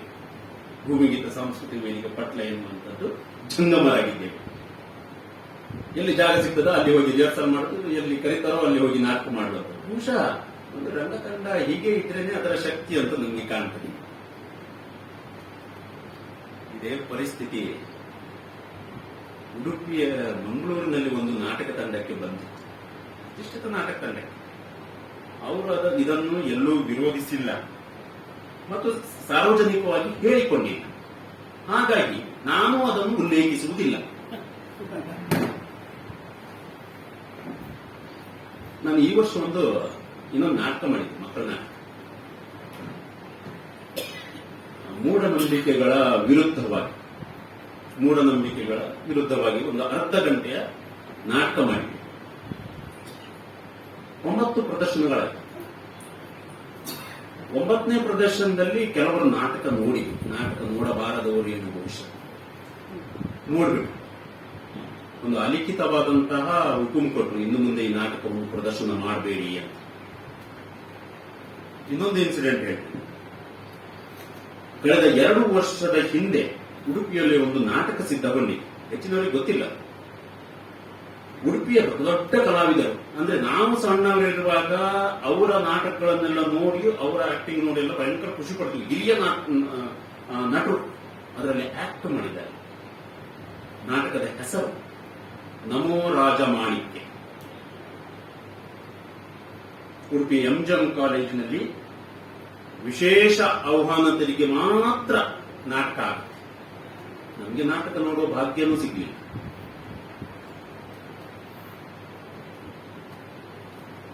ಮೈಸೂರು ರಂಗಾಯಣದ ಒಂದು ನಾಟಕ ಟಿಪ್ಪುವಿನ ನಿಜ ಕನಸುಗಳು ಕರಾವಳಿಯನ್ನು ಪ್ರದರ್ಶನಗೊಂಡಿದೆ. ಇಲ್ಲಿಯ ಪ್ರತಿಷ್ಠಿತ ಸಂಸ್ಥೆಗಳು, ಪ್ರತಿಷ್ಠಿತ ನಿರ್ದೇಶಕರೇ ಈ ನಾಟಕವನ್ನು ಕರೆಸಿ ಪ್ರದರ್ಶನ ಮಾಡಿದ್ದಾರೆ. ಅದರ ಬಗ್ಗೆ ನಾನು ವಿಸ್ತೃತವಾಗಿ ಹೇಳಬೇಕಾಗಿಲ್ಲ. ತೀರಾ ಇತ್ತೀಚೆಗೆ ಉಡುಪಿಯಲ್ಲಿ ಒಂದು ನಾಟಕ ನಡೆಯಿತು, ಮಾನವಿ ಅಂತ. ಶಿವಮೊಗ್ಗ ರಂಗಾಯಣದ ಒಂದು ನಾಟಕ, ಸಿದ್ಧಿ ಜನಾಂಗದವರ ಬಗ್ಗೆ ಎನ್ನುವಂತ ಹೇಳಿಕೊಡಲಾಗುವಂತಹ ನಾಟಕ. ನಾನು ಎತ್ತಿರುವಂತಹ ಪ್ರಶ್ನೆಗಳಿಗೆ ಇವತ್ತಿಗೂ ಅವರು ಉತ್ತರಿಸಿಲ್ಲ. ವಿವರಕ್ಕೆ ಬೇಕಾದ್ರೆ ನನ್ನ ಫೇಸ್ಬುಕ್ ಅನ್ನು ನೋಡ್ತೀನಿ. ಹಾಗಾಗಿ ಮತ್ತೆ ರಿಪೀಟ್ ಮಾಡುದಿಲ್ಲ. ಈ ವರ್ಷ ಇನ್ನೊಂದು ನಾಟಕ ಹುಟ್ಟಿಕೊಂಡಿದೆ, ಶಿವಾಜಿ ಅಂತ. ಪುಸ್ತಕ ಬಿಡುಗಡೆಯಾಗಿ ಉಡುಪಿಯಲ್ಲಿ ಒಂದು ಪ್ರದರ್ಶನವೂ ಆಗಿದೆ. ಮುಂಬರುವ ದಿನಗಳಲ್ಲಿ ಮಂಗಳೂರಲ್ಲೂ ಪ್ರದರ್ಶನ ಆಗುವ ಸಾಧ್ಯತೆಗಳು ಬಹಳ ದಟ್ಟ. ಇಷ್ಟು ನಿದರ್ಶನಗಳನ್ನು ನಾನು ಈ ಹಿಂದೆ ನಾನು ಹೇಳಿದಂತಹ 2 ವಿಚಾರಗಳನ್ನು ಇಟ್ಟುಕೊಂಡು ಕರಾವಳಿ ರಂಗಭೂಮಿ ಏನಾಗ್ತಿದೆ ಎನ್ನುವುದಕ್ಕೆ ಇಷ್ಟು ನಿದರ್ಶನಗಳನ್ನು ನಾನು ಕೊಟ್ಟಿದ್ದೇನೆ. ಹಾಗಂತ ನಾಟಕದ ಕೆಲಸ ಏನು? ನನ್ನ 4ನೇ ಅಂಶಕ್ಕೆ ಬರ್ತೇನೆ ನಾನು. ನಾಟಕದ ಕೆಲಸ ಏನು? ರಂಗಭೂಮಿಯ ಕೆಲಸ ಏನು? ಇವತ್ತು ಪ್ರತಿ ಮನೆಯ ಪ್ರತಿ ಕೋಣೆಯೂ ಸಹ ಒಂದು ಸಣ್ಣ ಸಣ್ಣ ಮಿನಿ ಥಿಯೇಟರ್ಗಳಾಗಿ ರೂಪುಗೊಳ್ತಾ ಇದೆ. ಇವತ್ತು ನಮ್ಮ ಮೊಬೈಲ್ ಸಹ ಸಣ್ಣ ಸಣ್ಣ ಥಿಯೇಟರ್ ಆಗಿ ರೂಪುಗೊಳ್ತಾ ಇದೆ. ಹಾಗಿರುವಾಗ ಕೇವಲ ಮನರಂಜನೆಗಾಗಿ ಮಾತ್ರ ನಾಟಕ ಇರುವುದಾ? ಅಲ್ಲ. ಮನರಂಜನೆಗಾಗಿ ಮನರಂಜನೆ ನಾಟಕ ಅಥವಾ ಕಲೆಗಾಗಿ ಕಲೆ ಎನ್ನುವಂತಹ ಒಂದು ಸಿದ್ಧಾಂತವನ್ನು, ತತ್ವವನ್ನು ದಾಟಿಕೊಂಡು ಈ ಜಾಗತಿಕ ರಂಗಭೂಮಿ ಬಹಳ ಮುಂದೆ ಬಂದಾಗಿದೆ. ಈಗ ರಂಗಭೂಮಿಯ ಕೆಲಸ ಏನಂತ ಹೇಳಿದ್ರೆ ಅದು ಅರಿವಿನ ದಾರಿಯಾಗುವುದು. ನಮ್ಮನ್ನು, ನಮ್ಮ ಚಿಂತನೆಗಳನ್ನು, ನಮ್ಮ ಆಲೋಚನೆಗಳನ್ನು ನಾವೇ ಹೊರೆ ಹಚ್ಚಿ ನೋಡಿಕೊಳ್ಳುವಂತಹ ಒಂದು ಪರಿಸ್ಥಿತಿಗೆ ನಮ್ಮನ್ನು ಈಡು ಮಾಡಬೇಕು. ಅದೇ ರೀತಿಯಲ್ಲಿ ನಮ್ಮ ಸುತ್ತಲಿನ ಜಗತ್ತನ್ನು ಅರ್ಥೈಸಿಕೊಳ್ಳುವುದನ್ನು ಅದು ಕಲಿಸುತ್ತದೆ. ಹಾಗಿದ್ದಾಗ ಅದು ಅರಿವಿನ ಮಾಧ್ಯಮ ಅಂತ ನಾನು ಕರೀಲಿಕ್ಕೆ ಇಷ್ಟಪಡ್ತೇನೆ. ಬಹುಶಃ ಈ ಒಳನೋಟವನ್ನು ಅಥವಾ ಈ ಚಿಂತನೆಯನ್ನು ಒಪ್ಪದ ಅನೇಕ ಮಂದಿ ಇವತ್ತು ರಂಗಭೂಮಿಯಲ್ಲಿದ್ದಾರೆ, ಆಧುನಿಕ ರಂಗಭೂಮಿಯಲ್ಲಿ ತೊಡಕೊಂಡಿದ್ದಾರೆ. ಹಾಗಾಗಿ ಪ್ರತಿರೋಧದ ನಾಟಕಗಳು ಇವತ್ತು ಕಡಿಮೆ ಕರಾವಳಿ ರಂಗಭೂಮಿಯಲ್ಲಿ ಇಲ್ವೇ ಇಲ್ಲ. ಬಹುಶಃ ಈ ಪ್ರತಿರೋಧ ಎನ್ನುವುದನ್ನು ಐಕೆ ಸರ್ ಮೊದಲಿಗೆ ಬಳಸಿದ್ದು, ನಾನು ಅದನ್ನು ಇಂಪ್ಲಿಮೆಂಟ್ ಮಾಡಿದ್ದೆ. 2-3 ವರ್ಷದ ಹಿಂದೆ ನಾವು ಈದಿ ನಾಟಕ ಮಾಡಿದಾಗ ಈದಿ ಒಂದು ಸಾಂಸ್ಕೃತಿಕ ಪ್ರತಿರೋಧ ಎನ್ನುವಂತಹ ಒಂದು ಸಬ್ ಟೈಟಲ್ ಅನ್ನೇ ಕೊಟ್ಟು ನಾಟಕ ಮಾಡಿದ್ದೆ. ಬಹುಶಃ ಇಂತಹ ನಾಟಕಗಳು, ಪ್ರತಿರೋಧ ನಾಟಕಗಳು ಕಾಣಿಸಿಕೊಳ್ತವೆ.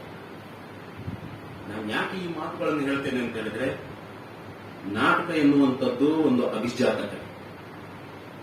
ಯಾವುದೇ ಒಂದು ಅಭಿಜಾತ ಕಲೆಗೆ ಒಂದು ಸಾಮಾಜಿಕ ಬದ್ಧತೆ ಇರುತ್ತದೆ, ಒಂದು ಸಾಂಸ್ಕೃತಿಕ ಬದ್ಧತೆ ಇರುತ್ತದೆ. ಹಾಗಾಗಿ ಮನರಂಜನೆಗಾಗಿ ಮನರಂಜನೆ ಎನ್ನುವಂತಹ ವ್ಯಾಖ್ಯಾನ ಅದನ್ನು ನಾವು ದಾಟಿ ಬಹಳ ಮುಂದೆ ಬರಬೇಕಾಗಿದೆ, ಬಂದಾಗಿದೆ. ಆದರೆ ಬಹುತೇಕ ನಟರು, ನಿರ್ದೇಶಕರು, ಸಂಘಟಕರು ಇನ್ನು ಕಲೆಗಾಗಿ ಕಲೆ ಎನ್ನುವ ಭ್ರಮೆಯಲ್ಲೇ ಇದ್ದಾರೆ. ಇದೇ ಮಾತುಗಳನ್ನು ವಿಸ್ತರಿಸಿ ನಾನು ಈ ಪ್ರತಿರೋಧ, ನಾಟಕ ಪ್ರತಿರೋಧವಾಗುತ್ತಾ ಎನ್ನುವುದನ್ನು ನನ್ನ 5ನೇ ಅಂಶದಲ್ಲಿ ಹೇಳಲಿಕ್ಕೆ ಬಯಸ್ತೇನೆ. ರಂಗಭೂಮಿಯಲ್ಲಿ ಆ ಗುಣ ಇದೆ. ಈ ರಂಗಭೂಮಿ ಯಾವತ್ತಿಗೂ ತನ್ನೊಳಗೆ ಒಂದು ಬಂಡುಕೋರತನ ಮತ್ತು ಪ್ರಭುತ್ವ ವಿರೋಧಿ ಗುಣವನ್ನು ಹೊಂದಿದೆ. ಮತ್ತು ತನ್ನ ಸಾಂಸ್ಕೃತಿಕ ಸ್ವಭಾವದಲ್ಲೇ ರಂಗಭೂಮಿಯಲ್ಲಿ ಬಂಡುಕೋರತನ ಗುಣ ಇದೆ. ರಂಗಭೂಮಿಯ ಜವಾಬ್ದಾರಿ ಬಹಳ ಹಿಂದಿಗಿಂತ ಅಥವಾ ಇತ್ತೀಚೆಗೆ ಕಳೆದ ಒಂದು 5-6 ವರ್ಷಗಳಲ್ಲಿ ತುಂಬಾ ಹೆಚ್ಚಿದೆ. ಯಾಕೆಂದ್ರೆ ಪ್ರಭುತ್ವವನ್ನು ಪ್ರಶ್ನಿಸಬೇಕಾದಂತಹ ಮಾಧ್ಯಮಗಳು ಸಾರ್ವಜನಿಕವಾಗಿ, ನೈತಿಕವಾಗಿ ತೀರಾ ಅಧಪತನಕ್ಕೆ ಇಳಿಯುತ್ತಿರುವಾಗ ಆ ಜವಾಬ್ದಾರಿಯನ್ನು ರಂಗಭೂಮಿ ಹೊತ್ಕೊಳ್ಬೇಕಾಗಿದೆ. ಹಾಗಾಗಿ ಯಾವುದನ್ನು ಪ್ರಜಾಪ್ರಭುತ್ವದ 4ನೇ ಮಾಧ್ಯಮ ಅಂತ ಹೇಳ್ತಿದ್ವೋ ಅದು ಸರಿಯಾಗಿ ಕೆಲಸ ನಿರ್ವಹಿಸದೇ ಇರುವಾಗ ರಂಗಭೂಮಿ ಪ್ರಜಾಪ್ರಭುತ್ವದ 4ನೇ ಅಂಗವಾಗಿ ಕೆಲಸ ಮಾಡಬೇಕು ಎಂಬುದನ್ನು ನಾನು ಮತ್ತೆ ಗೊತ್ತಿ ಹೇಳ್ತೇನೆ. ಇದನ್ನು ಹಿಂದಿನ ಇದರಲ್ಲೂ ನಾನು ಹೇಳಿದ್ದೆ. ಅಂದ್ರೆ ನಾವು ಎತ್ತಿಕೊಳ್ಳುವಂತಹ ನಾಟಕದ ವಸ್ತು ಅದು ಬಹಳ ಮುಖ್ಯವಾಗಿದೆ. ಅದರ ಕೇವಲ ಹೊರಕವಚವಲ್ಲ. ಕರಾವಳಿ ರಂಗಭೂಮಿಗೆ ಆ ವೈಚಾರಿಕತೆ ಇದೆ. ಯಾಕೆಂದ್ರೆ ಜಗತ್ತು ಸಾಮಾಜಿಕವಾಗಿ, ಆರ್ಥಿಕವಾಗಿ, ಸಾಂಸ್ಕೃತಿಕವಾಗಿ ತಲ್ಲಣಗೊಂಡಾಗ ಅಥವಾ ರಾಜಕೀಯವಾಗಿ ತಲ್ಲಣಗೊಂಡಾಗ ರಂಗಭೂಮಿಯೇ ಅದನ್ನು ಮತ್ತೆ ಎತ್ತಿ ಸಲಹಿದಂತಹ ಹಲವು ಉದಾಹರಣೆಗಳು ನಮ್ಮ ಇತಿಹಾಸದಲ್ಲಿ ಕಾಣಲಿಕ್ಕೆ ಸಾಧ್ಯ ಇದೆ.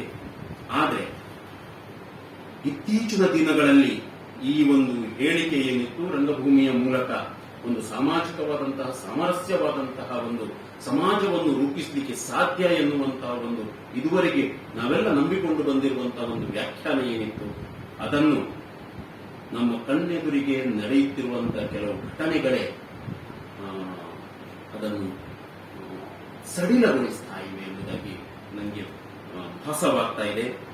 ಯಾಕೆಂದ್ರೆ ರಂಗಭೂಮಿಯ ಅಂತಿಮ ದರ್ಶನ, ಅಂತಿಮ ಗುರಿ ಅದು ಯಾವತ್ತಿಗೂ ಸತ್ಯ ದರ್ಶನ. ಸುಳ್ಳನ್ನು ಸತ್ಯವಾಗಿಸಿ ರಂಗದ ಮೇಲೆ ತೋರಿಸಿರುವಂತಹ ಒಂದೇ ಒಂದು ಉದಾಹರಣೆ ಜಾಗತಿಕವಾಗಿ ಇಲ್ಲ. ಆದರೆ ಇತ್ತೀಚಿನ ದಿನಗಳಲ್ಲಿ ಆ ಕೆಲಸ ನಡೀತಾ ಇದೆ. ಇದಕ್ಕೆ ವಿರುದ್ಧವಾಗಿ ಏನಾಗಿತ್ತು ಅಂತ ಹೇಳಿದ್ರೆ, ಸತ್ಯವನ್ನು ಹೇಳಿದ್ದಕ್ಕಾಗಿ ಹಲವು ಬಾರಿ ರಂಗಭೂಮಿ ನಿರ್ಬಂಧಿಸಲ್ಪಟ್ಟಿತ್ತು. ಈಗ ಸತ್ಯವನ್ನು ಹೇಳುವಂತಹ ಕೆಲಸ, ಅದರ ಬದಲಾಗಿ ಸುಳ್ಳನ್ನು ವಿಜೃಂಭಿಸುವಂತಹ ಕೆಲಸ ರಂಗಭೂಮಿಯಲ್ಲಿ ನಡೀತಾ ಇದೆ. ಧರ್ಮಾಧಾರಿತ ರಾಜಕಾರಣ ರಂಗಭೂಮಿಯನ್ನು ಬಳಸಿಕೊಳ್ಳಿಕ್ಕೆ ಶುರು ಮಾಡಿದೆ. ಈಗ ಸಣ್ಣಗೆ ತಣ್ಣಗೆ ಇರಬಹುದು ಅಂತ ಕಾಣ್ತದೆ, ಆದರೆ ಅಪಾಯಗಳು ಖಂಡಿತ ಇವೆ. ಯಾಕಂದ್ರೆ ಪ್ರಭುತ್ವ ನಾಟಕ ರಂಗವನ್ನು ಮಾಧ್ಯಮವಾಗಿ ಬಳಸಿಕೊಳ್ಳಲು ಶುರು ಮಾಡಿದೆ. ಪ್ರಭುತ್ವ ನಾಟಕವನ್ನು, ರಂಗಭೂಮಿಯನ್ನು ಮಾಧ್ಯಮವಾಗಿ ಬಳಸಲು ಶುರು ಮಾಡಿದೆ. ಯಾಕೆಂದ್ರೆ ಪ್ರಭುತ್ವಕ್ಕೆ ಅಷ್ಟು ಹೆದರಿಕೆ ನಾಟಕ. ಹಾಗಾಗಿ ನಾವು ಮಾಡುವಂತಹ ಪ್ರತಿರೋಧದ ನಾಟಕಗಳು ಹೇಗಿರಬೇಕು ಅಂದ್ರೆ, ಅದು ತುಂಬಾ ಪೊಲಿಟಿಕಲ್ ಆಗಿರಬೇಕು, ಹೆಚ್ಚು ಪೊಲಿಟಿಕಲ್ ಆಗಿರಬೇಕು. ಸಾಮಾಜಿಕ ಮತ್ತು ಆರ್ಥಿಕ ಅಸಮಾನತೆಗಳಿಗೆ ಸ್ಪಂದಿಸಬೇಕು. ಕರಾವಳಿಯನ್ನು ಕಾಡುತ್ತಿರುವಂತಹ ಬಹಳ ದೊಡ್ಡ ಸಮಸ್ಯೆ ಕೋಮು ದ್ವೇಷದ ವಿರುದ್ಧ ಸಮರ ಸಾರಬೇಕು. ಬಡತನದ ಬಗ್ಗೆ ಮಾತಾಡಬೇಕು, ಆರ್ಥಿಕ ಅಸಮಾನತೆಯ ಬಗ್ಗೆ ಮಾತಾಡಬೇಕು, ಜನಾಂಗ ದ್ವೇಷದ ಬಗ್ಗೆ ಮಾತಾಡಬೇಕು. ಇದನ್ನು ಮುಂದುವರಿಸಿ ನನ್ನ 6ನೇ ಅಂಶಕ್ಕೆ ಬರ್ತೇನೆ. ಇಂಥ ಸಂದರ್ಭದಲ್ಲಿ ನನಗೆ ಮತ್ತೆ ನೆನಪಾಗುವುದು ಇಬ್ಬರು ನಾಟಕಕಾರ, ಒಬ್ಬ ಬರ್ಟೋಲ್ಟ್ ಬ್ರೆಕ್ಟ್ ಮತ್ತು ನಮ್ಮ ಗಿರೀಶ್ ಕಾರ್ನಾಡ್. ಬರ್ಟೋಲ್ಟ್ ಬ್ರೆಕ್ಟ್ ಜಗತ್ತಿನ ಶ್ರೇಷ್ಠ ನಾಟಕಕಾರ. ಅವನು ಬರೀತಾನೆ, ನನ್ನ ನಾಟಕದ ಉದ್ದೇಶ ಅನುಭವದ ಉದ್ದೀಪನೆಯೂ ಅಲ್ಲ, ಅನುಭವದ ಪುನಃಸೃಷ್ಟಿಯೂ ಅಲ್ಲ. ಈ ಜಗತ್ತನ್ನು ನೋಡುವ ಮತ್ತು ಪರಿಭಾವಿಸುವ ವಿಶಿಷ್ಟ ಅನುಭವವನ್ನು ಪ್ರೇಕ್ಷಕರಿಗೆ ಒದಗಿಸಿಕೊಡುವುದು ಅಂತ ಬ್ರೆಕ್ಟ್ ಹೇಳ್ತಾರೆ. ಬ್ರೆಕ್ಟ್ 1898ರಲ್ಲಿ ಜರ್ಮನಿಯಲ್ಲಿ ಹುಟ್ಟಾನೆ ಮತ್ತು 1946ರಲ್ಲಿ ಪೂರ್ವ ಜರ್ಮನಿಯಲ್ಲಿ ತೀರಿಕೊಳ್ತಾನೆ. ಅವನು ನಾಟಕ ಬರೆಯುತ್ತಿರುವ ಹೊತ್ತಿಗೆ ಅಥವಾ ಅವನ ತಾರುಣ್ಯದ ಸಂದರ್ಭದಲ್ಲಿ ಹಿಟ್ಲರ್ ಅಧಿಕಾರಕ್ಕೆ ಬರ್ತಾನೆ. ಹಿಟ್ಲರ್ ಅಧಿಕಾರವನ್ನು ಸ್ವೀಕರಿಸಿದ ಮರು ದಿವಸವೇ ಬ್ರೆಕ್ಟ್ ಜರ್ಮನಿಯನ್ನು ತೊರೆಯುತ್ತಾನೆ, ದೇಶ ಬಿಡ್ತಾನೆ. ಹಿಟ್ಲರ್ನ ಸಮಯದಲ್ಲಿ ಜರ್ಮನಿಯಲ್ಲಿ ನಡೆದ ಯಹೂದಿಗಳ ಸಾಮೂಹಿಕ ಕಗ್ಗೊಲೆಗೆ ಬ್ರೆಕ್ಟ್ ಸಮಕಾಲೀನನಾಗ್ತಾನೆ ಮತ್ತು ಅದೇ ಸಂದರ್ಭದಲ್ಲಿ ಇಡೀ ಆ ಒಂದು ಘಟನೆಗಳನ್ನು ವಿರೋಧಿಸಿ ಬ್ರೆಕ್ಟ್ ಎಷ್ಟು ಸಮಕಾಲೀನಾಗ್ತಾನೆ ಅಂತ ಹೇಳಿದ್ರೆ, ಬಹಳ ಇಂಪಾರ್ಟೆಂಟ್ ನಾಟಕಗಳನ್ನು ಅಥವಾ ಜಗತ್ತಿನ ಶ್ರೇಷ್ಠ ನಾಟಕಗಳು ಅಂತ ಏನನ್ನು ಕರಿತೀವೋ ಅದನ್ನು ಬರೀತಾನೆ. Mother Courage, Caucasian chalk circle, the good woman of Szechwan ಮತ್ತು ಗೆಲಿಲಿಯೋ, ಈ ನಾಟಕಗಳನ್ನು ಅವನು ಅದೇ ಸಂದರ್ಭದಲ್ಲಿ ಬರೀತಾನೆ. ಬಹುಶಃ ಒಬ್ಬ ನಾಟಕಕಾರನ, ಕಲಾವಿದನ, ನಿರ್ದೇಶಕನ ಜವಾಬ್ದಾರಿ ಇದು, ಸಮಕಾಲೀನನಾಗುವುದು ಅಥವಾ ಸಮಕಾಲೀನ ಘಟನೆಗಳಿಗೆ ಸ್ಪಂದಿಸು. ಹಾಗಾಗಿ ನನಗೆ ಗಿರೀಶ್ ಕಾರ್ನಾಡ್ ಬಹಳ ಮತ್ತೆ ನೆನಪಾಗುವುದು. ಇವತ್ತು ನಮ್ಮೊಂದಿಗೆ ಅವರಿಲ್ಲ. ಗಿರೀಶ್ ಕಾರ್ನಾಡ್ ಅಂತ ಹೇಳಿದ್ರೆ ನನಗೆ ಅವರ ಚಿತ್ರಣ ನೆನಪಿಗೆ ಬರುವಂತದ್ದು, ಅವರು ತನ್ನ ಜೀವನದ ಕೊನೆಯ ದಿನಗಳಲ್ಲಿ ಕುತ್ತಿಗೆಗೊಂದು ಬೋರ್ಡ್ ಸಿಕ್ಕಿಸಿಕೊಂಡು ಮೀ ಟು ಅರ್ಬನ್ ನಕ್ಸಲ್ ಅಂತ ಅದರಲ್ಲಿ ಬರೆದು ಮೂಗಿಗೆ ಆಕ್ಸಿಜನ್ ಪೈಪ್ ಅನ್ನು ಇಟ್ಟುಕೊಂಡು ಬೆಂಗಳೂರಿನ ಟೌನ್ ಹಾಲ್ನ ಮೆಟ್ಟಿಲುಗಳ ಮೇಲೆ ನಿಂತು ಪ್ರತಿಭಟನೆ ಮಾಡಿರುವಂತಹ ಸನ್ನಿವೇಶ. ಅಲ್ಲಿ ಮತ್ತೆ ಹೇಳ್ತಾರೆ ಅವರು,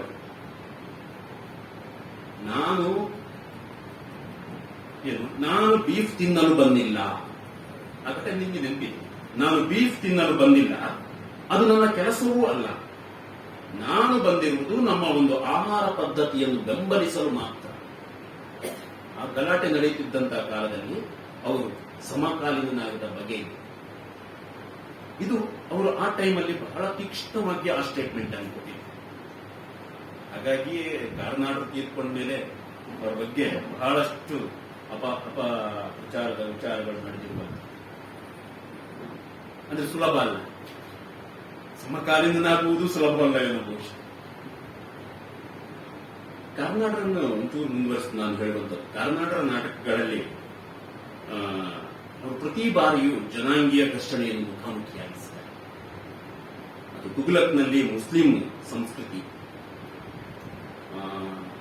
ಹಿಟ್ಟಿನ ಹುಂಜದಲ್ಲಿ ಜೈನ ಸಂಸ್ಕೃತಿ, ತಲೆದಂಡದಲ್ಲಿ ವೀರಶೈವ ಸಂಸ್ಕೃತಿ, ಹಯವದನ ಮತ್ತು ಅಗ್ನಿ ಮತ್ತು ಮಳೆಯಲ್ಲಿ ವೈದಿಕ ಸಂಸ್ಕೃತಿ,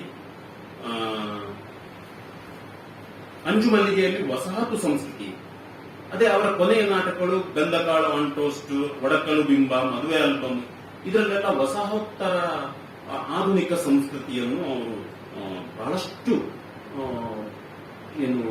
ಚರ್ಚೆಗೆ ಒಳಪಡಿಸಿದ್ದಾರೆ. ಬಹುಶಃ ಹೀಗೆ ಸಂಸ್ಕೃತಿಯೊಳಗಿನ ಒಂದು ಜನಾಂಗೀಯ ಘರ್ಷಣೆಗಳನ್ನು ಇಷ್ಟೊಂದು ಪರಿಣಾಮಕಾರಿಯಾಗಿ ನಾಟಕ ರೂಪದಲ್ಲಿ ತೋರಿಸಿದಂತ ಇನ್ನೊಬ್ಬ ನಾಟಕಕಾರ ಜಗತ್ತಿನಲ್ಲೇ ಇಲ್ಲ. ಹಾಗಾಗಿಯೇ ಕರ್ನಾಟಕ ನಾಟಕಗಳಲ್ಲಿ ಹಳೆಯ ಸಂಕಥನಗಳೆಲ್ಲ ಹೊಸ ಸಂಕಥನಗಳಾಗ್ತವೆ. ಮಹಾ ಸಂಸ್ಕೃತಿ ಮತ್ತು ಕಿರು ಸಂಸ್ಕೃತಿ ಮುಖಾಮುಖಿಯಾಗಿ ಪ್ರತಿ ನಾಟಕದಲ್ಲಿ ನೀವು ನೋಡಬಹುದು. ತಲೆದಂಡದಲ್ಲಿ ಒಂದು ಮಹಾ ಸಂಸ್ಕೃತಿ ಒಂದು ಕಡೆಯಲ್ಲಿ, ಇನ್ನೊಂದು ಕಡೆಯಲ್ಲಿ ಕಿರು ಸಂಸ್ಕೃತಿ. ಅಗ್ನಿ ಮತ್ತು ಮಳೆಯಲ್ಲಿಯೂ ಅದೇ ರೀತಿ, ಒಂದು ಕಡೆ ಮಹಾ ಸಂಸ್ಕೃತಿ, ಇನ್ನೊಂದು ಕಿರು ಸಂಸ್ಕೃತಿ. ಅಂತಿಮವಾಗಿ ಗೆಲ್ಲುವುದು ಕಿರು ಸಂಸ್ಕೃತಿಯೇ. ಬಹುಶಃ ರಂಗಭೂಮಿಯು ಗೆಲ್ಲಿಸಬೇಕಾದದ್ದು ಇದನ್ನೇ. ಇದೇ ಮಾತುಗಳನ್ನು ನಾನು ಮುಂದುವರಿಸ್ತಾ ನನ್ನ 7ನೇ ಅಂಶಕ್ಕೆ ಬರ್ತೇನೆ. ಗೆಲ್ಲಬೇಕಾದದ್ದು ಕಿರು ಸಂಸ್ಕೃತಿ ಅಂತ ಕಾರ್ನಾಡು ನಮಗೆ ತೋರಿಸಿದೆ. ಹಾಗಾಗಿ ರಂಗಭೂಮಿ ಯಾವತ್ತಿಗೂ ಅದು ಶ್ರೋತವರ ಪರ, ಹಸಿದವರ ಪರ, ಬಡವರ ಪರ, ಅಲ್ಪಸಂಖ್ಯಾತರ ಪರ, ಆರ್ಥಿಕವಾಗಿ ಅಸಮಾನತೆಯನ್ನು ಎದುರಿಸುವವರ ಪರ. ಬಹುಶಃ ನಮಗೆ ಈಗ ಕ್ಲಿಯರ್ ಆಗ್ತಾ ಹೋಗ್ತದೆ. ಹಾಗಾಗಿ ನಾವು ನಿಲ್ಬೇಕಾದದ್ದು, ನಮ್ಮ ರಂಗಭೂಮಿ ನಿಲ್ಬೇಕಾದದ್ದು, ನಾವು ಮಾಡಬೇಕಾದಂತ ಕೆಲಸಗಳು ಯಾರ ಪರವಾಗಿವೆ.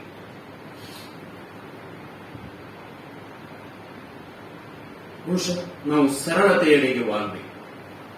15 ವರ್ಷಗಳ ನನ್ನ ಅವಧಿಯಲ್ಲಿ ನಾನೊಂದು ನಮ್ಮ ರಂಗತಂಡಕ್ಕೆ 14 ನಾಟಕಗಳನ್ನು ಮಾಡಿ ಮತ್ತೆ ಮತ್ತೆ ನನ್ನ ಉದಾಹರಣೆಗಳನ್ನೇ ಕೊಡ್ತೇನೆ. ಯಾಕಂತ ಹೇಳಿದ್ರೆ ಬೇರೆಯವರ ಉದಾಹರಣೆಗಳನ್ನು ಕೊಡುವ ಅವಕಾಶ ಅಥವಾ ಅನಿವಾರ್ಯತೆ ನನಗಿಲ್ಲ. ಇಲ್ಲಿ 14 ನಾಟಕಗಳನ್ನು ಮಾಡಿ ಪ್ರತಿ ನಾಟಕಗಳನ್ನು ನಾನು ಕಟ್ಟಿರುವಂತದ್ದು ಹಿಂದಿದ್ದು ತುಂಬಾ ಕಡಿಮೆ ಇತ್ತು. ಒಂದು 25-30 ಸಾವಿರ ರೂಪಾಯಿ ನಾಟಕವನ್ನು ಕಟ್ಟಿರುವಂತದ್ದು 25-30 ಸಾವಿರ. ಈ ಒಂದು ತಲೆದಂಡವನ್ನು, ಗೆಲಿಲಿಯೋವನ್ನು, ಟ್ರೈನ್ ಟು ಪಾಕಿಸ್ತಾನನ್ನು, ಈದಿಯನ್ನು ಈ ವರ್ಷದ್ದು ಸ್ವಲ್ಪ ಒಂದು 40,000 ರೂಪಾಯಿವರೆಗೆ ಹೋಗಿ ಸ್ವಲ್ಪ. ಆದ್ರೆ ಈ ಹಿಂದಿನ ಎಲ್ಲವೂ ಸಹ 25-30 ಸಾವಿರ ರೂಪಾಯಿ. ಯಾಕೆ ಅಷ್ಟಕ್ಕೆ ಮಾಡ್ಲಿಕ್ಕೆ ಸಾಧ್ಯ ಆಯಿತು? ಒಂದು, ನಮ್ಮ ತಂಡದ ಆರ್ಥಿಕ ಪ್ರಶ್ನೆ. ಹಾಗಂತೇಳಿ ಕೇವಲ ಆರ್ಥಿಕ ಪ್ರಶ್ನೆ ಅಲ್ಲ, ನಾಟಕಗಳು ರಂಗ ಪರಿಕರ, ಬೆಳಕು ಎಲ್ಲದರಲ್ಲೂ ಸರಳವಾಗಿರಬೇಕು ಎನ್ನುವಂತ ಕಾರಣ. ಆದ್ರೆ ಇತ್ತೀಚಿನ ನಾಟಕಗಳು ಆಗಿಲ್ಲ. ನಾವೇನ್ ಮಾಡ್ತಿದ್ವಿ, ನಾವು ಮೊದಲನೇ ನಾಟಕದಲ್ಲಿ ಭಗತ್ ಸಿಂಗ್ ಅಲ್ಲಿ ಬಳಸಿರುವಂತಹ ಅದೇ ಪ್ಲಾಟ್ಫಾರ್ಮ್ ಅನ್ನು ಇವತ್ತಿಗೂ 12 ವರ್ಷಗಳ ಮೇಲೆ ನಾವು ಅದಕ್ಕೆ ಬೇರೆ ಬಣ್ಣ ಕೊಟ್ಟು ಬಳಸ್ತಾ ಇದ್ದೇವೆ. ಆದ್ರೆ ಇವತ್ತಿನ ಅದ್ದೂರಿ ನಾಟಕಗಳು ವೈಭವಯುತವಾದ ಸೆಟ್, ಮಾಯಾ ಬೆಳಕು ಇವೆಲ್ಲ ಹಾಕಿಕೊಂಡು ಬಹಳ ವೈಭವಯುತವಾಗಿ ನಾಟಕಗಳು ಕಾಣ್ತಾ ಇವೆ. ಇಂತಹ ನಾಟಕಗಳ ಮುಂದೆ ಬಹುಶಃ ಗೆಲ್ಲಲೇಬೇಕಾದಂತಹ ನಾಟಕಗಳು, ಗೆಲ್ಲಲೇನ ಸ್ಪರ್ಧೆಯಲ್ಲ, ಪ್ರದರ್ಶನ ಕಾಣಲೇಬೇಕಾದಂತಹ ನಾಟಕಗಳು ವಿಫಲವಾಗ್ತದೆ, ಪ್ರದರ್ಶನಗಳನ್ನು ಕಾಣುವಲ್ಲಿ ವಿಫಲವಾಗ್ತಾ ಇದೆ. ಇದು ಇವತ್ತಿನ ರಂಗಭೂಮಿಯ ಸಮಸ್ಯೆ. ಮತ್ತೆ ಸಹ ಮಾತಾಡಬಹುದು. ನನಗೆ ಈ ಕ್ಷಣಕ್ಕೆ ಕಾಣುವಂತದ್ದು, ಇದೀಗ ಮಂಗಳೂರಿನಲ್ಲಿ ಒಂದು ನಾಟಕೋತ್ಸವ ನಡೀತಾ ಇದೆ. ಆ ನಾಟಕೋತ್ಸವಕ್ಕೆ ನನ್ನ ವಿರೋಧ ಏನೂ ಇಲ್ಲ. ಬಹಳ ಅದ್ದೂರಿಯಾದಂತಹ, ಬಹಳ ವೆಲ್ ಆರ್ಗನೈಸ್ಡ್, ವೆಲ್ ಪ್ಲಾನ್ಡ್ ಮತ್ತು ಒಳ್ಳೊಳ್ಳೆಯ ನಾಟಕಗಳು ಪ್ರದರ್ಶನ ಕಂಡಿರುವಂತಹ ಒಂದು ನಾಟಕೋತ್ಸವ. ಆದ್ರೆ ನನಗೆ ಬಂದ ಒಂದು ಮಾಹಿತಿ ನಿಜವೇ ಆಗಿದ್ದರೆ ಅಲ್ಲಿ 4 ನಾಟಕಗಳಿಗೆ 4 ಫೆಲೋಶಿಪ್ಗಳನ್ನು ಕೊಡಲಾಗಿದೆ. ಒಂದು ನಾಟಕಕ್ಕೆ 4 ಲಕ್ಷ ರೂಪಾಯಿಗಳ ಫೆಲೋಶಿಪ್ ಅನ್ನು ಕೊಡಲಾಗಿದೆ. ಕೊಡ್ಲಿ, ತೊಂದರೆ ಇಲ್ಲ. ಅದು ನನ್ನ ಪ್ರಶ್ನೆ ಇರುವಂತದ್ದು, ಪ್ರಶ್ನೆ ಮಾತ್ರ ಅಷ್ಟೇ, ವಿರೋಧ. ನನ್ನ ಪ್ರಶ್ನೆ ಇರುವಂತದ್ದು, ಹೀಗಿರುವಾಗ ಒಂದು ಭಾಷಾ ಪ್ರಾತಿನಿಧ್ಯ ಬೇಕಿತ್ತಲ್ಲವೇ? ತುಳು ರಂಗಭೂಮಿ ಇತ್ತಲ್ಲ ನಮಗೆ, ಪ್ರದೇಶವಾರು ಪ್ರಾತಿನಿಧ್ಯ ಬೇಕಿತ್ತಲ್ಲವೇ? ಆರ್ಥಿಕ ಅಸಮಾನತೆಯ ಒಂದು ಪ್ರಾತಿನಿಧ್ಯ ಬೇಕಿತ್ತಲ್ಲವೇ? ಬಹುಶಃ ಇಡೀ ಇದನ್ನು ನೋಡಿದಾಗ ಒಂದು 50 ರಿಂದ 70 ಲಕ್ಷ ರೂಪಾಯಿಗಳನ್ನು ಬೇಡುವಂತಹ ಒಂದು ನಾಟಕೋತ್ಸವ. ಬಹುಶಃ ಮುಂದಿನ ದಿನಗಳಲ್ಲಿ ಆ ರೀತಿಯಲ್ಲಿ ಮಾಡಲಿಕ್ಕೂ ಯಾರಿಂದಲೂ ಸಾಧ್ಯವಾಗದಿರುವಂತಹ ಸ್ಥಿತಿ. ಗೊತ್ತಿಲ್ಲ ನನಗೆ ಇದರ ಬಗ್ಗೆ ಚರ್ಚೆಗಳನ್ನು ಮಾಡಬಹುದು. ಕೆಲವು ಸರಿ ಈಗೂ ಅನಿಸುತ್ತೆ, ಡಿಸೈನ್ ಮಾಡಿದವರಿಗೆ ಒಂದು ಫೆಲೋಶಿಪ್, ಆರ್ಗನೈಸ್ ಮಾಡಿದವರಿಗೆ ಒಂದು ಫೆಲೋಶಿಪ್, ಮತ್ತೆರಡು ಫೆಲೋಶಿಪ್ಗಳು ಒಂದೇ ಒಂದು ತಂಡದಲ್ಲಿ ನಟನಾಗಿದ್ದವನು ಇನ್ನೊಂದು ತಂಡದಲ್ಲಿ ಡೈರೆಕ್ಟ್, ಒಂದು ತಂಡದಲ್ಲಿ ನಟಿಯಾಗಿದ್ದ ಅವರದ್ದೇ ಎಂಟರ್ಟೈನ್, ಒಂದು ತಂಡದಲ್ಲಿ ನಟಿಯಾಗಿದ್ದವಳು ಇನ್ನೊಂದು ತಂಡದಲ್ಲಿ ಡೈರೆಕ್ಟ್. ಹೀಗೆ ನೋಡಿದಾಗ ಈ ವೈರುಧ್ಯಗಳೆಲ್ಲ ನಾವೇ ಸರಿ ಮಾಡ್ಕೊಳ್ತೀವಿ. ಯಾವಾಗ ಇದನ್ನು ಯಾರು ಸರಿ ಮಾಡ್ಕೊಳ್ತಾರೆ ಈ ಅಸಮಾನತೆಯನ್ನು ಎಂಬುದಾಗಿ ಈ ಪ್ರಶ್ನೆಗಳು ನನಗೆ ಕಾಡಿದ್ದು. ಹೌದು, ಇನ್ನು ಇಲ್ಲಿ ನಡೆಯುತ್ತಿರುವಂತಹ ನನ್ನ 8ನೇ ಅಂಶಕ್ಕೆ ಬರ್ತಾನೆ. 8ನೇ ಅಂಶದಲ್ಲಿ ಇಲ್ಲಿ ನಡೆಯುತ್ತಿರುವಂತಹ ನಾಟಕೋತ್ಸವಗಳ ಬಗ್ಗೆ ನಾನು ಉಲ್ಲೇಖ ಮಾಡಲೇಬೇಕು. ಕರಾವಳಿಯಲ್ಲಿ ಉಡುಪಿ ದಕ್ಷಿಣ ಕನ್ನಡವನ್ನು ತೆಗೆದುಕೊಂಡ್ರೆ ವರ್ಷಕ್ಕೆ 2 ಒಟ್ಟು ಮಾಡಿ ಹೇಳುವುದಾದ್ರೆ ಇದು ಸರಿಸುಮಾರು ಅಂದಾಜು ಸುಮಾರು 25 ನಾಟಕೋತ್ಸವಗಳು ನಡೆಯುತ್ತವೆ. ಈ ಎಲ್ಲ ನಾಟಕೋತ್ಸವಗಳಲ್ಲಿ ಹೆಚ್ಚಿನ ಪಾಲು ನಾಟಕ ಎಲ್ಲಿದ್ದು ಅಂತ ಕೇಳಿದ್ರೆ ನೀವು, ಎಲ್ಲಿದ್ದು?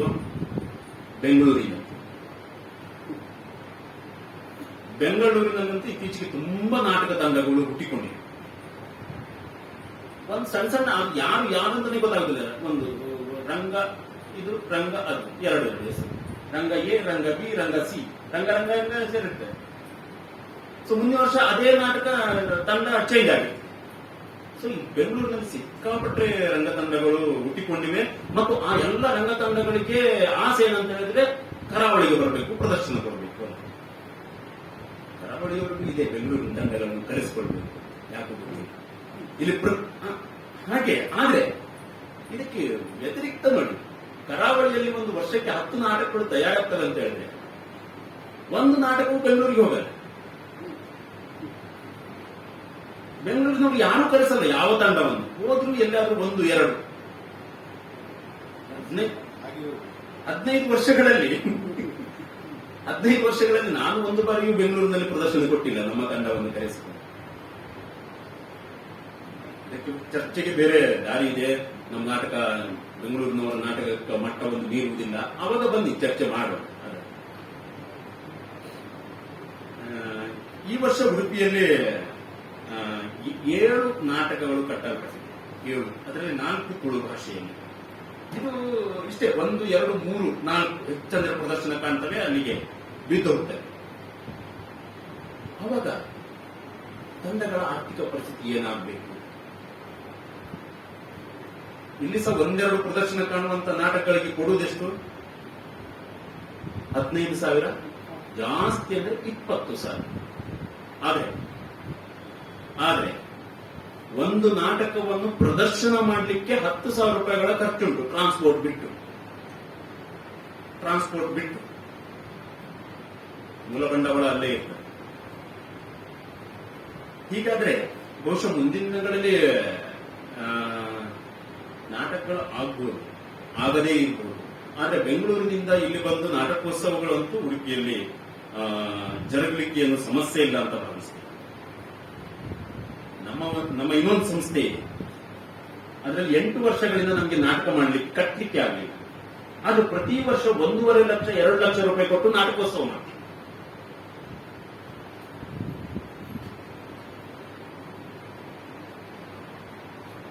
ಮೊನ್ನೆ ಈ ನಾಟಕೋತ್ಸವಗಳ ಎಲ್ಲಿವರೆಗೆ ಆಗಿದೆ ಅಂತ ಗೊತ್ತಾಗ್ತಾ ಇಲ್ಲ. ಇಷ್ಟೆಲ್ಲ ಮಾಡಿ ಜನ ಬರ್ತಾರೆ ನಾಟಕಕ್ಕೆ. ಇನ್ನು ಉಡುಪಿಯಲ್ಲಿ 2 ನಾಟಕಗಳು ನಡೆದಿವೆ. ಒಂದು ಮಂಗಳೂರಿನ ನಾಟಕ, ಮತ್ತೊಂದು ಬೆಂಗಳೂರಿನ ನಾಟಕ. ಒಂದು ನಾಟಕಕ್ಕೆ 20 ಜನ, ಇನ್ನೊಂದು ನಾಟಕಕ್ಕೆ 30 ಜನ.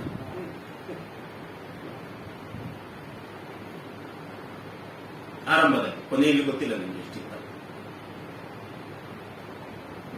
ಇದರ ಸಮಸ್ಯೆ ಏನು ಅಂತ ಗೊತ್ತಾಗ್ತಾ ಇಲ್ಲ. ಒಂದು ಸಮಸ್ಯೆ ಅಂತೂ ಇದೆ. ಇದಕ್ಕೆ ದೊಡ್ಡ ಸಮಸ್ಯೆ ಏನಂತ ಹೇಳಿದ್ರೆ, ರಂಗ ತಂಡಗಳಲ್ಲಿ ಒಂದು ಅನಾರೋಗ್ಯಕರವಾಗಿರುವಂತಹ ಒಂದು ಎಂತ ಸ್ಪರ್ಧೆ. ಒಂದು ತಂಡದ ನಾಟಕವನ್ನು ಇನ್ನೊಂದು ತಂಡದವರು ನೋಡುವುದೇ ಇಲ್ಲ. ನಾನು ಒಂದು ಎಕ್ಸಾಂಪಲ್ ಕೊಡ್ತೇನೆ, ನೀವು ಫೇಸ್ಬುಕ್ ಅಲ್ಲೆಲ್ಲ ನೋಡಿರ್ಬೋದು. ತೀರಾ ಇಂಡಿವಿಜುವಲ್ ಆಗಿ ನಾನು ಮಾತಾಡಬಾರ್ದು. ಒಂದು ನಾಟಕೋತ್ಸವದ ಪ್ರತಿ ನಾಟಕೋತ್ಸವ ಮಾಡ್ತಾರೆ. ಪ್ರತಿ ನಾಟಕೋತ್ಸವದ ಕೊನೆಯಲ್ಲಿ ಒಂದು ದೊಡ್ಡ ಗುಂಪು ವೇದಿಕೆಯಲ್ಲಿ ನಿಂತು ಫೋಟೋ ತೆಗಿತಾರೆ. ಒಂದು 50 ಜನ ಇರ್ತಾರೆ. ನಾಟಕ ಮೇಲೆ ಮರುದಿವಸ ಇನ್ನೊಂದು ನಾಟಕಕ್ಕೆ ತಯಾರಿಕೆ ಎಲ್ಲ ರೌಂಡ್ ಆಗಿ ಕುತ್ಕೊಂಡು ಚರ್ಚೆ ನಡೆಸ್ತಾರೆ. ಅದು ಫೋಟೋ ನೋಡಿದ್ದೀನಿ. 50 ಜನ ಇದ್ದಾರೆ. ಅವರದ್ದೇ ವಾಲಂಟಿಯರ್ಸ್ ನಾಟಕೋತ್ಸವ ಆಯೋಜನೆ ಮಾಡಿ. ಆದ್ರೆ ಈ 50 ಜನರಲ್ಲಿ ನಾನು 5 ಜನರನ್ನು ಸಹ ಯಾವುದೇ ನಾಟಕ ಆಗುವಾಗ ನೋಡ್ಲಿಕ್ಕೆ ಅವರು ಕಾಣುದಿಲ್ಲ. ಇದು ರಂಗಬದ್ಧತೆಯೋ ತಂಡಬದ್ಧತೆಯೋ? ಅಲ್ಲ, ತಂಡಬದ್ಧತೆ ಬೇಕು. ಆದ್ರೆ ಇಷ್ಟು ಜನ 50 ಜನರಲ್ಲಿ ಒಂದು ಸ್ವಲ್ಪ ಜನರಾದರು ನಾಟಕ ನೋಡ್ಲಿಕ್ಕೆ ಬರುವ ಹಾಗೆ ಮಾಡಿದ್ದೀರಿ. ಇದು ಒಂದೆರಡು ರಂಗ ತಂಡಗಳ ಸಮಸ್ಯೆ ಅಲ್ಲ.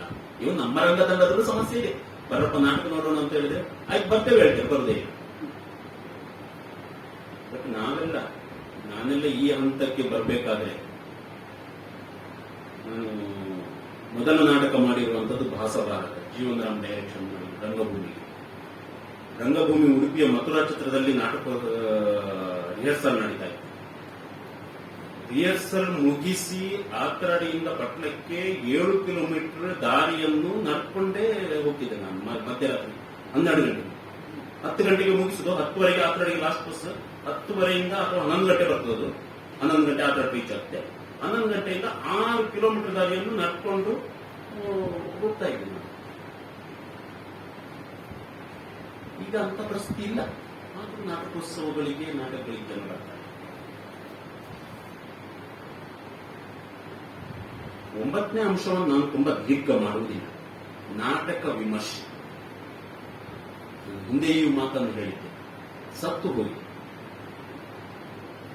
ಹಿಂದೆ ಕೆಲವು ಪೇಪರ್ಗಳಲ್ಲಿ ನಾಟಕ ಲಲಿತ ರಂಗ ಅದು ಇದೆಲ್ಲ ನಾಟಕದ ಬಗ್ಗೆ ವಿಮರ್ಶೆಗಳು ಬರ್ತಾ ಇತ್ತು. ನಿಲ್ಲಿಸಿಬಿಟ್ರು. ಈಗೇನು ಮತ್ತೆ ಆಹ್ವಾನ ಕೊಟ್ಟಿದ್ದಾರಂತೆ. ಅದಿಲ್ಲದೆಯೂ ನಾಟಕ ವಿಮರ್ಶೆಯನ್ನು ಜನ ಹೋಗ್ತಾ ಇಲ್ಲ ಅಂತ ಹೇಳಿದ್ರೆ, ವಿಮರ್ಶೆ ಹೇಗಿರ್ಬೇಕು ಅಂತ ಹೇಳಿದ್ರೆ ಅವರಿಗೆ ಈಗ ನಾನು ಮಾತಾಡಿದ ರೀತಿ ಇರಬಾರ್ದು. ಎಲ್ಲವನ್ನೂ ಹೊಗಳಿ ಬರ್ದ್ರೆ ಮಾತ್ರ ಅದು ವಿಮರ್ಶೆ. ನೀವು ಸಣ್ಣ ಪಾಯಿಂಟ್ ಅದು ಹೀಗೆ ಮಾಡಿದ್ದಲ್ಲ ಹಾಗೆ ಮಾಡ್ಬೇಕಿತ್ತು ಅಂತ ಹೇಳಿದ್ರೆ ಅದು ವೈಮನಸ್ಸುಗಳಿಗೆ ಕಾರಣವಾಗ್ತದೆ. ಹಾಗಾಗಿ ನಾಟಕ ವಿಮರ್ಶೆ ಬೆಳೀತಾ ಇಲ್ಲ. ಇದಕ್ಕೊಂದು ಬೇರೆ ಒಂದು ಪರಿಭಾಷೆ ಬೇಕು. ಈ ನೆಲೆಯಲ್ಲಿ ಚರ್ಚೆ ಆಗಬೇಕು, ನಮ್ಮ ಮನಸ್ಥಿತಿಯು ಬದಲಾವಣೆ ಆಗಬೇಕು ಅಂತ ಹೇಳಿ 9ನೇ ಪಾಯಿಂಟ್ ಅನ್ನು ನಿಲ್ಲಿಸ್ತೇನೆ. 10ನೇ ಪಾಯಿಂಟ್ಗೆ ಹೋಗುವ ಮುಂಚೆ ನನಗೆ 2 ಪ್ರಶ್ನೆಗಳನ್ನು ಹಾಕೊಳ್ತೇನೆ. ನೀವು ಕೇಳೋದು ಬೇಡ. ನೀವು ಯಾರಾದ್ರೂ ನನಗೆ ಇದುವರೆಗೆ ನಡೆದಿರುವಂತಹ ಒಳ್ಳೆಯ ನಾಟಕಗಳ ಉದಾಹರಣೆಯನ್ನು ನೀವು ಯಾಕೆ ಎತ್ಕೊಂಡಿಲ್ಲ ಅಂತ ಕೇಳಿದ್ರೆ, ಉದಾಹರಣೆ ಇದೆ, ಅದು ಈ ಕ್ಷಣದಲ್ಲಿ ಕೊಡಬೇಕು ಅಂತ ಅನಿಸಿಲ್ಲ. ಕೊಡುವುದಾದರೆ ಕೊಡುವ ಸಾಧ್ಯತೆಗಳು ಇದೆ. 2ನೇದು, ಮಕ್ಕಳ ರಂಗಭೂಮಿಯ ಬಗ್ಗೆ ನೀವು ಮಾತೇ ಆಡಿಲ್ಲ ಅಂತ ಹೇಳಿದ್ರೆ ದಯವಿಟ್ಟು ಕ್ಷಮಿಸಿ. ಕೊನೆಯದಾಗಿ ಐಕೆ ಸರ್ ಒಂದು ಮಾತನ್ನು ನನ್ನ ನಾಟಕದ ಬಗ್ಗೆ ಆವಾಗ ಹೇಳಿದರು. ಈ ವರ್ಷ ನಾನು ಕಟ್ಟಿರುವಂತಹ ಒಂದು ನಾಟಕ 3 ಕಥೆಗಳ ಅಥವಾ 3 ಕಾಲದ 3 ಸ್ಥಳದ ಒಂದು ನಾಟಕ. ಒಂಜಿ ದಮ್ಮ ಪದ ಅಂತ, ಒಂದು ದಮ್ಮ ಕಥೆ ಅಂತ. ಅದರಲ್ಲಿ ಒಂದು ನಾಟಕ ಅಭಿಷೇಕ್ ಮಜುಮ್ದಾರ್ ಬರೆದಿರುವಂತಹ ಕಥಾಗತ. 2ನೇ ನಾಟಕ ಮಧುಕರ ಉಪಾಧ್ಯಾಯ ಅವರು ಬರೆದಿರುವಂತಹ ಐಕ್ಯವರು ಕನ್ನಡಕ್ಕೆ ಟ್ರಾನ್ಸ್ಲೇಟ್ ಮಾಡಿರುವಂತಹ ಸಾರವ್ವ, ಅದರ ಭಾಗ. 3ನೇದು ಖಲೀಲ್ ಗಿಬ್ರಾನ್ನ ಪಾಷಂಡಿ ಖಲೀಲ ಎನ್ನುವಂತ ನಾಟಕ. ಈ 3ಅನ್ನು ಒಂದು ಕೊಲೈಜ್ ಮಾಡಿ ಒಂದು ದಮ್ಮ ಪದ ಅಂತ ಒಂದು ನಾಟಕ ಮಾಡಿ ತುಳುವಿನಲ್ಲಿ ಈಗ 4 ಕನ್ನಡದಲ್ಲಿ ಪ್ರದರ್ಶನ ಆಗ್ತಾ ಇದೆ. ಅದರ ಕೆಲವು ಸಾಲುಗಳನ್ನು ಓದಿ ಹೇಳ್ತೇನೆ. ಬಹುಶಃ ನಾನು ಇದುವರೆಗೆ ಮಾತಾಡಿರುವುದಕ್ಕೆ ಅದು ಸ್ವಲ್ಪ ರಿಲೇಟ್ ಆಗಬಹುದೇ. ಅದರಲ್ಲಿ ತಥಾಗತದಲ್ಲಿ ಅಭಿಷೇಕ್ ಮಜುಮ್ದಾರ್ ಬರೆದಿರುವಂತದ್ದು. ಜನನಾಟ್ಯ ಮಂಚನವರು ಇದನ್ನು ಬೀದಿ ನಾಟಕವಾಗಿ ಪ್ರಯೋಗ ಮಾಡಿದ್ರು. ಇದರಲ್ಲಿ ದಾಸಿ ರಾಣಿಯೊಂದಿಗೆ ಒಂದು ಮಾತನ್ನು ಹೇಳ್ತಾರೆ. ದಾಸಿ ಹೇಳುವಂತ ಅಂತಃಪುರದ ದಾಸಿ,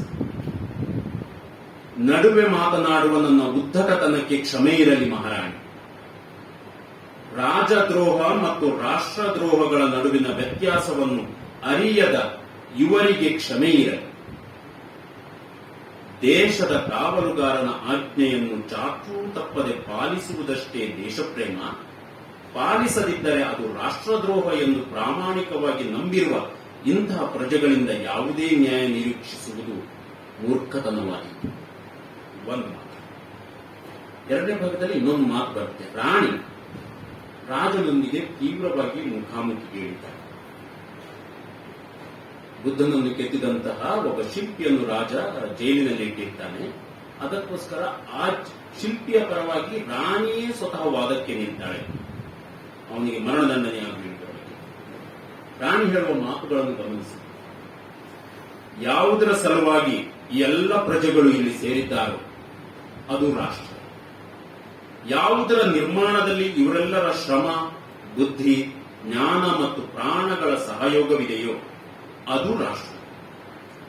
ರಾಜ್ಯಭಾರ ನಡೆಸುವವನು ರಾಜನಿರಬಹುದು, ಆದರೆ ರಾಜನನ್ನು ವಿರೋಧಿಸುವುದು ಮತ್ತು ರಾಷ್ಟ್ರವನ್ನು ವಿರೋಧಿಸುವುದು ಒಂದೇ ಅಲ್ಲ. ರಾಜನನ್ನು ವಿರೋಧಿಸಿದರೆ ರಾಷ್ಟ್ರವನ್ನು ವಿರೋಧಿಸಿದಂತೆ ಆಗುವುದಿಲ್ಲ. ರಾಷ್ಟ್ರದ ಎದುರು ರಾಜ ಬಹಳ ಸಣ್ಣವು. ರಾಷ್ಟ್ರ ಒಂದು ಇತಿಹಾಸ, ರಾಜ ಆ ಇತಿಹಾಸದ ಒಂದು ಸಣ್ಣ ಕ್ಷಣ ಅಷ್ಟೇ. ಯಾವುದೇ ರಾಜ ತನ್ನ ರಾಷ್ಟ್ರವನ್ನು ನಿರ್ಮಿಸಿಕೊಳ್ಳಲಾರ, ಆದರೆ ಒಂದು ರಾಷ್ಟ್ರವು ತನ್ನ ಪ್ರಜೆಯೊಬ್ಬನಿಗೆ ರಾಜನಾಗುವ ಸೌಲಭ್ಯ ನೀಡಬಲ್ಲದು. ನನಗೆ ಇದನ್ನು ನೋಡಿದಾಗ ನಮ್ಮ ಸಂವಿಧಾನದ ಮಾತುಗಳೇ ಅಂತಾನೆ ಕಾಣ್ತದೆ. ಅದರಲ್ಲಿ 3ನೇ ಭಾಗದಲ್ಲಿ ಮರಣದಂಡನೆಗೆ ಒಳಗಾದಂತಹ ಹರಿದಾಸ ಎನ್ನುವಂತ ವ್ಯಕ್ತಿ ಇದ್ದಾನೆ. ಅವನು ರಾಜನೆದುರು ಅಥವಾ ಧಮ್ಮ ಸಭೆಯ ಮುಂದೆ ನಿಂತು ಮಂಡಿಸುವ ವಾದದ ಮಾತುಗಳನ್ನು ಕೇಳಿ, ಇದನ್ನು ಹೇಳಿ ನನ್ನ ಮಾತುಗಳನ್ನು ನಿಲ್ಲಿಸ್ತೇನೆ. ಹರಿದಾಸ: ಇಲ್ಲ, ನನ್ನಿಂದಾಗಿ ರಾಜ, ನನ್ನ ಹೆಂಡತಿಯಿಂದಾಗಿ ರಾಜ, ಮುಂದೆ ಹುಟ್ಟಲಿರುವ ನನ್ನ ಮಗುವಿನಿಂದಾಗಿ ರಾಜ. ನಾನೇನು ರಾಜ ಕೊಟ್ಟದ್ದನ್ನು ಉಣ್ಣುತ್ತಿಲ್ಲ, ರಾಜ ಕೊಟ್ಟದ್ದನ್ನು ಉಡುತ್ತಿಲ್ಲ, ಆದರೆ ನಾನು ಉಣ್ಣುವ ಅನ್ನವನ್ನು, ನಾನು ಉಡುವ ವಸ್ತ್ರವನ್ನು ರಾಜಕೀಯ ಮಾಡುತ್ತಿದ್ದಾನೆ. ನಾನಿಲ್ಲಿ ಬಹುಕಾಲದಿಂದ ತಥಾಗತನಾಗಿದ್ದೇನೆ. ತಾವು ನನ್ನೆಲ್ಲವನ್ನು ಕಿತ್ತುಕೊಂಡು ನನ್ನ ವಿನಯ, ನನ್ನ ಮಾನ ಸಮ್ಮಾನಗಳನ್ನು ತಮ್ಮ ತಿಜೋರಿಯಲ್ಲಿ ಬಚ್ಚಿಟ್ಟು ಅದಕ್ಕೆ ರಾಜನ ಹೆಸರು ಕೊಡುತ್ತಿದ್ದೀರಿ. ನಾನು ಯಾವುದನ್ನು ರಾಷ್ಟ್ರ ಅನ್ನುತ್ತಿದ್ದೇನೋ ಅದು ತಮ್ಮ ರಾಜ್ಯಕ್ಕಿಂತ ಬಲು ದೊಡ್ಡದು ಮತ್ತು ಅದರ ಒಡೆಯ ತಥಾಗತನಾಗಿದ್ದರೆ ಆತನ ಬಣ್ಣ ಶ್ಯಾಮಲ ಬಣ್ಣವೇ ಆಗಿರುತ್ತದೆ. ಬಹುಶಃ ಸಾಕು ಅಂತ ಅನಿಸ್ತದೆ. ಇಷ್ಟು ಮಾತುಗಳನ್ನು ನಾನು ಆಡಿದ್ದೀನಿ. ಏನಾದರೂ ಚರ್ಚೆಗಳಿದ್ರೆ ಮತ್ತೆ ಮಾತನಾಡಬಹುದು.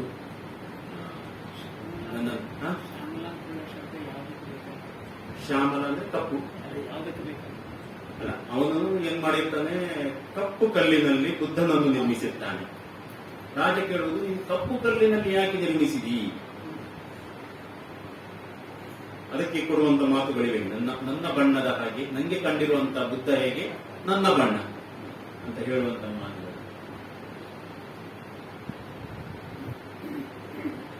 ನನ್ನನ್ನು ಇಲ್ಲಿಗೆ ಕರೆಸಿ ಮಾತನಾಡಲಿಕ್ಕೆ ಅವಕಾಶ ಕೊಟ್ಟಿದ್ದೀರಿ, ಮಾತನಾಡಿಸಿದ್ದೀರಿ ಮತ್ತು ಇಷ್ಟು ಮಂದಿ ಹಿರಿಯರೆಲ್ಲ ಮತ್ತು ಈ ಕಿರಿಯವನ ಮಾತುಗಳನ್ನು ಬಹಳ ಪ್ರೀತಿಯಿಂದ ಕೇಳಿದ್ದೀರಿ. ಎಲ್ರಿಗೂ ನಾನು ಧನ್ಯವಾದಗಳನ್ನು ಸಲ್ಲಿಸ್ತೇನೆ.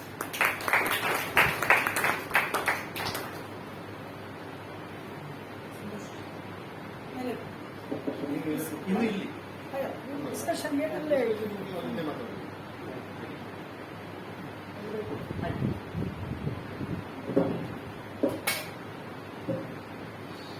ಸಂತೋಷ್ ನಾಯಕ್ ಪಟ್ಲ ಅವರು ಒಂದಷ್ಟು ಪ್ರಶ್ನೆಗಳನ್ನು ಎತ್ತಿದ್ದಾರೆ. ಆ ಪ್ರಶ್ನೆಗಳು ನಮ್ಮ ಪ್ರತಿಕ್ರಿಯೆ ಕೂಡ ಅವರಿಗೂ ಅಪೇಕ್ಷೆ ಇದೆ ಮತ್ತು ನಾವು ಆ ಬಗ್ಗೆ ಚರ್ಚೆಯನ್ನು ಮುನ್ನಡೆಸಬೇಕು. ತುಂಬಾ ದೀರ್ಘ ಆಗಬೇಕಾಗಿಲ್ಲ. ಚರ್ಚೆ ಮುಂದುವರಿಯುವುದಕ್ಕೆ ಅನುಕೂಲ ಆಗುವ ಹಾಗೆ ಅವರು ಹೇಳಿರುವ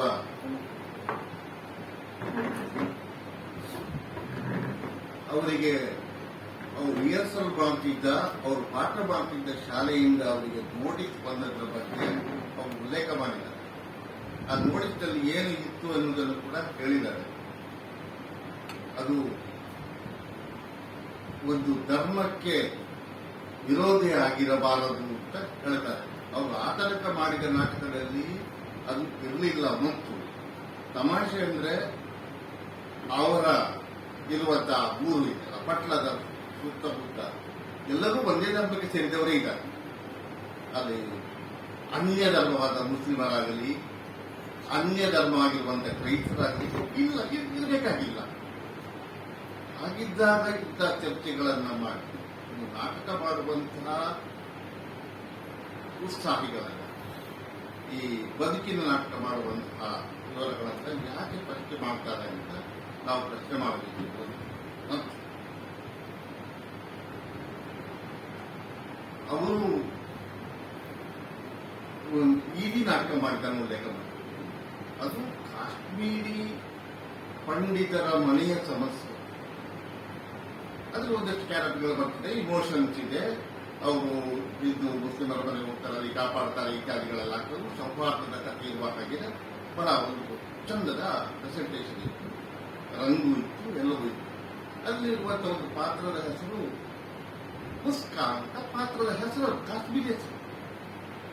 ತಮಾಷೆಯಲ್ಲಿ ಇವರು ನಾಟಕ ಮಾಡಿದ ಮರು ದಿವಸ ಮಂಡ್ಯದಲ್ಲಿ ಗಲಾಟೆ ಆಗ್ತದೆ. ಗಲಾಟೆ ಆಗುವ ಒಂದು ಹೆಣ್ಣು ಮಗಳು ಹಿಜಾಬಿಗೆ ಸಂಬಂಧಪಟ್ಟ ಗಲಾಟೆಗಳು ನಮ್ಮೂರಲ್ಲಿ ಆಗ್ತಾ ಇರ್ತದೆ. ಅವಳು ನಾನು ಹಿಜಾಬ್ ಹಾಕಿ ಹಾಕ್ತಾರೆ, ಏನ್ ಮಾಡ್ತೀರಿ ಮಾಡಿ ಅಂತ ಉದ್ದಕ್ಕೆ ಹೋಗ್ತಾಳೆ. ಮಂಡ್ಯದ ರಸ್ತೆಯಲ್ಲಿ ಹೋಗ್ತಾಳೆ ಕಾಲೇಜ್ ಬಿಟ್ಟು. ಅವಳ ಹೆಸರು ಮುಸ್ಕಾನ್ ಅಷ್ಟೇ. ಒಂದು ನಾಟಕ ಎಲ್ಲಿಂದ ಎಲ್ಲಿಗೆ ಹೋಗ್ತದೆ ಗೊತ್ತಾಗ್ತಾ ಇದೆ. ಈಗ ಮುಂದಕ್ಕೆ ಇವರು ನಮ್ಮ ಎಲ್ಲ ಸಂಕಟಗಳ ಕಡಿತ ಮಂಗಳೂರಿನಲ್ಲಾಗ್ತಿರುವಂತಹ ನಾಟಕೋತ್ಸವದ ಉಲ್ಲೇಖ ಮಾಡಿದರು. 70ಕ್ಕಿಂತಲೂ ಹೆಚ್ಚು ಲಕ್ಷ ರೂಪಾಯಿಗಳ ಲಕ್ಷವೇದಾಗ್ತಾ ಇದೆ. ಅದನ್ನ ಪ್ರಕಾಶ್ ರೈ ಅವರು ನಾನು ಬೆಳೆದು ಬಂದ ರಂಗಭೂಮಿಯ ಮೇಲಿನ ಪ್ರೀತಿಯಿಂದ ಬೇರೆ ಯಾರು ಅದನ್ನು ಮಾಡ್ತಾ ಇಲ್ಲ, ಸರ್ಕಾರ ಮಾಡಬೇಕು, ರಾಜಾಶಾಹಿ ಮಾಡಬೇಕು, ಮಾಡ್ತಾ ಇಲ್ಲ, ನಾನು ಮಾಡ್ತೇನೆ. ಹೊಸ ಹುಡುಗರು ಇದ್ರೆ ನೀವು ನಾಟಕ ಮಾಡಿ. ಅವರು ಅವರ ಆರ್ಥಿಕ ವ್ಯವಸ್ಥೆಗಳನ್ನೆಲ್ಲ ಬಿಟ್ಟು ಒಂದೇ ತಂಡದ ಇರ್ಬೋದ ನಟಿ ನಿರ್ದೇಶಕರು ಬಿಟ್ಟು 3-4 ಮಂದಿಯ ನಾಟಕಗಳನ್ನ ಮತ್ತು ಅವತ್ತು ಮಾತ್ರ ಅತ್ಯಂತ ಸರಳವಾಗಿ ಇಡೀ ಜಗತ್ತಿನ ರಾಜಕೀಯವನ್ನು ಮಾತಾಡುವ ನಾಟಕ. ಒಂದು ನಾಟಕ ಬಾಬ್ ಮಾರ್ಲೆ ಕೋಡಿ ಹಳ್ಳಿ ಅಂತ ಒಂದು ನಾಟಕ. ಲಕ್ಷ್ಮಣ ಅಂತ ಈಗಿನ ಕನ್ನಡದ ಥಿಯೇಟರ್ ಬಹಳ ಒಳ್ಳೆ ಕೆಲಸ ಮಾಡ್ತೇವೆ. ನಾಟಕ ಹಾಡಿದೆ, ಕುಡಿತ ಇದೆ, ತಂಗಿ ಇದೆ, ವಾದ ಇದೆ, ತರ್ಕ ಇದೆ. ಒಂದು ಅಸ್ಪೃಶ್ಯತೆಯ ಬಗ್ಗೆ ಒಂದು ಫ್ಲಾಟ್ ನಲ್ಲಿ ಅನುಭವಿಸುವಂತ ಒಂದು ಟೀಚರು, ಅಲ್ಲಿದ್ದಂತ ಯೋಗ ಸ್ಟೇಜ್ ಅನುಭವಿಸುವ ಸಂಕಟಗಳು ಇದೆ. ನಾಟಕ ಚೆನ್ನಾಯಿತು. ಇನ್ನೂ ಅದು ಶೋಭೆ ಆಗ್ತದೆ ಬಿಡಿ, ಆ ಚರ್ಚೆಗಳಲ್ಲ. ತಮಾಷೆ ಅಂದ್ರೆ ನಾನು ನಾಟಕ ನೋಡ್ಲಿಕ್ಕೆ ಹೋಗಿ ನನಗೆ ಈಗ ನಾನು ಹಿಂದೆ ಎಂತೆಂಥ ನಾಟಕಗಳನ್ನು ₹2-3 ಟಿಕೆಟ್ ಅಲ್ಲಿ ಹಿಂದೆ ಕೂತು ನೋಡಿದವು. ಈ ಫ್ರೀ ನಾಟಕ ಇದ್ದಾಗ ನಾನು ಹಿಂದೆ ಕೂತ್ಕೊಳ್ಳಿಕ್ಕೆ ಎದುರು ಕಾಣುವುದಿಲ್ಲ.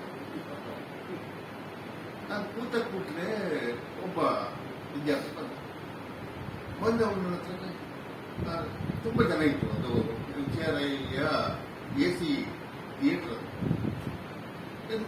ಸರ್, ಇಲ್ಲಿ VIP ಬರ್ತಾರೆ, ನೀವು ಇಲ್ಲಿ ಅದು ಬೇರೆ ಕಡೆ ನೋಡಿ. ನಾನು ತಿರುಗಿ ನೋಡಿದ್ರೆ ಸ್ಪೇಸ್ ಇಲ್ಲ.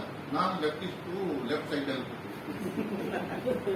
ಮತ್ತೆ ಆಚೆ ಈಚೆ ನೋಡಿ ಕಡೆಗೆ ನೋಡುವ. ಅಲ್ಲ, ಯಾರು ಹೇಳಿದ್ರು? ಅಲ್ಲ ಸರ್, ಈ ಬರುವಂತ VIP ಯಾರು ಗೊತ್ತು. ನೀವು ಹೋಗಿ ಆ VIP ಯಾರು ಅಂತ ಹೆಸರು ಹೇಳಿದ್ರೆ ಸಾಕು. ಅವರು ಒಂದು ಹೆಸರು ನೋಡಿ ನಾನು ಹೇಳಬೇಕಾ ಬೇಡವಾ ಅಂತ ನಾನು ತೀರ್ಮಾನ ಮಾಡಿದೆ. ನನ್ನ ಕಡೆಗೆ ಬಲಭಾಗದಲ್ಲಿ ಎರಡು ಇದು ನಾನು ಹರೀಶ್ ಅವರ ಹೋಗಿ ಸೈಡಲ್ಲಿ ಕೂತು ನಾಟಕ ನೋಡಿದೆ.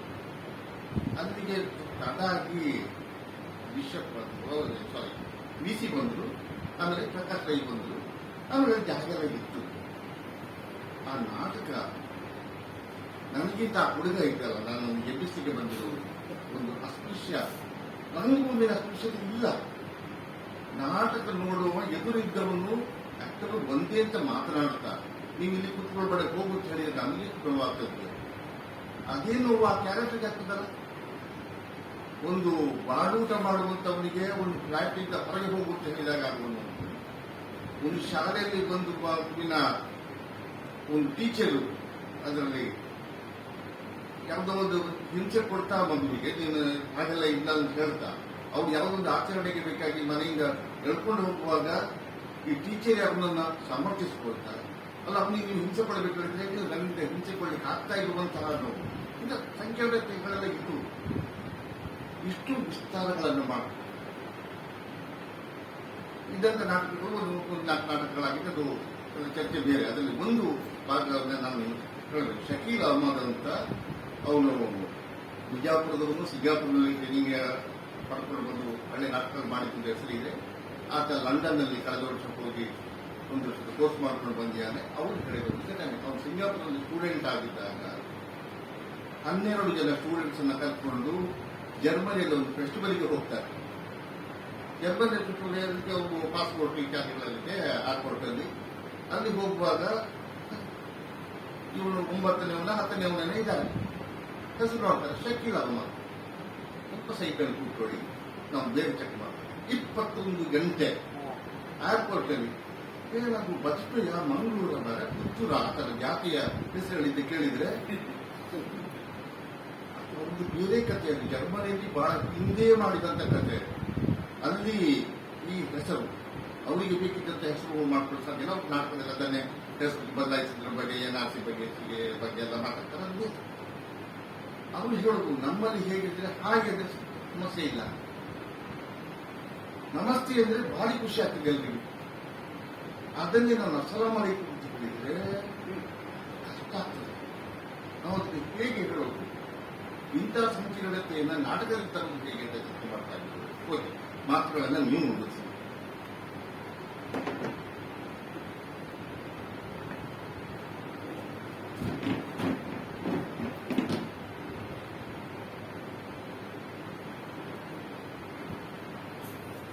ದಕ್ಷಿಣ ಕನ್ನಡದಲ್ಲಿ ತುಳು ನಾಟಕಗಳು ಇಲ್ಲವೇ ಇಲ್ಲ ಅನ್ನೋಷ್ಟು ಕಡಿಮೆ ಮಾತನ್ನು ನಾವು ಉಪಯೋಗಿಸಿ.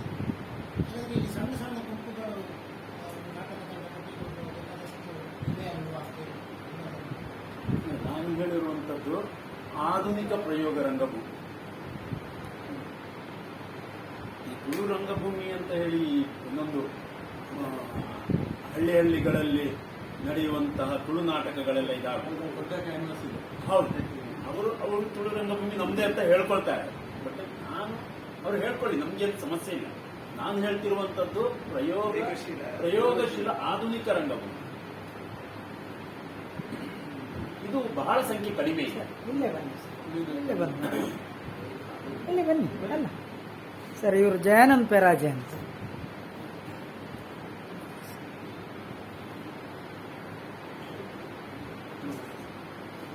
ಮಾತುಗಳನ್ನು ಕೇಳಿ ತುಂಬ ಸಂತೋಷ ಆಯಿತು. ಕಾವ್ಯೇಶ ನಾಟಕ ನಮ್ಮ ಭಾರತೀಯ ನಾಟಕದ ಪರಂಪರೆಯನ್ನು ಬೆಳೆದಿದೆ. ಹಾಗೆ ಪಾಶ್ಚಾತ್ಯ ನಾಟಕಗಳಲ್ಲಿ ದುರಂತ ನಾಟಕಗಳು, ಬೀದಿ ನಾಟಕಗಳಿಂದ ಇನ್ನೂ ಅನೇಕ ರಾಜರ ಕಾಲದ ಒಂದು ಚಿಂತನೆಗಳು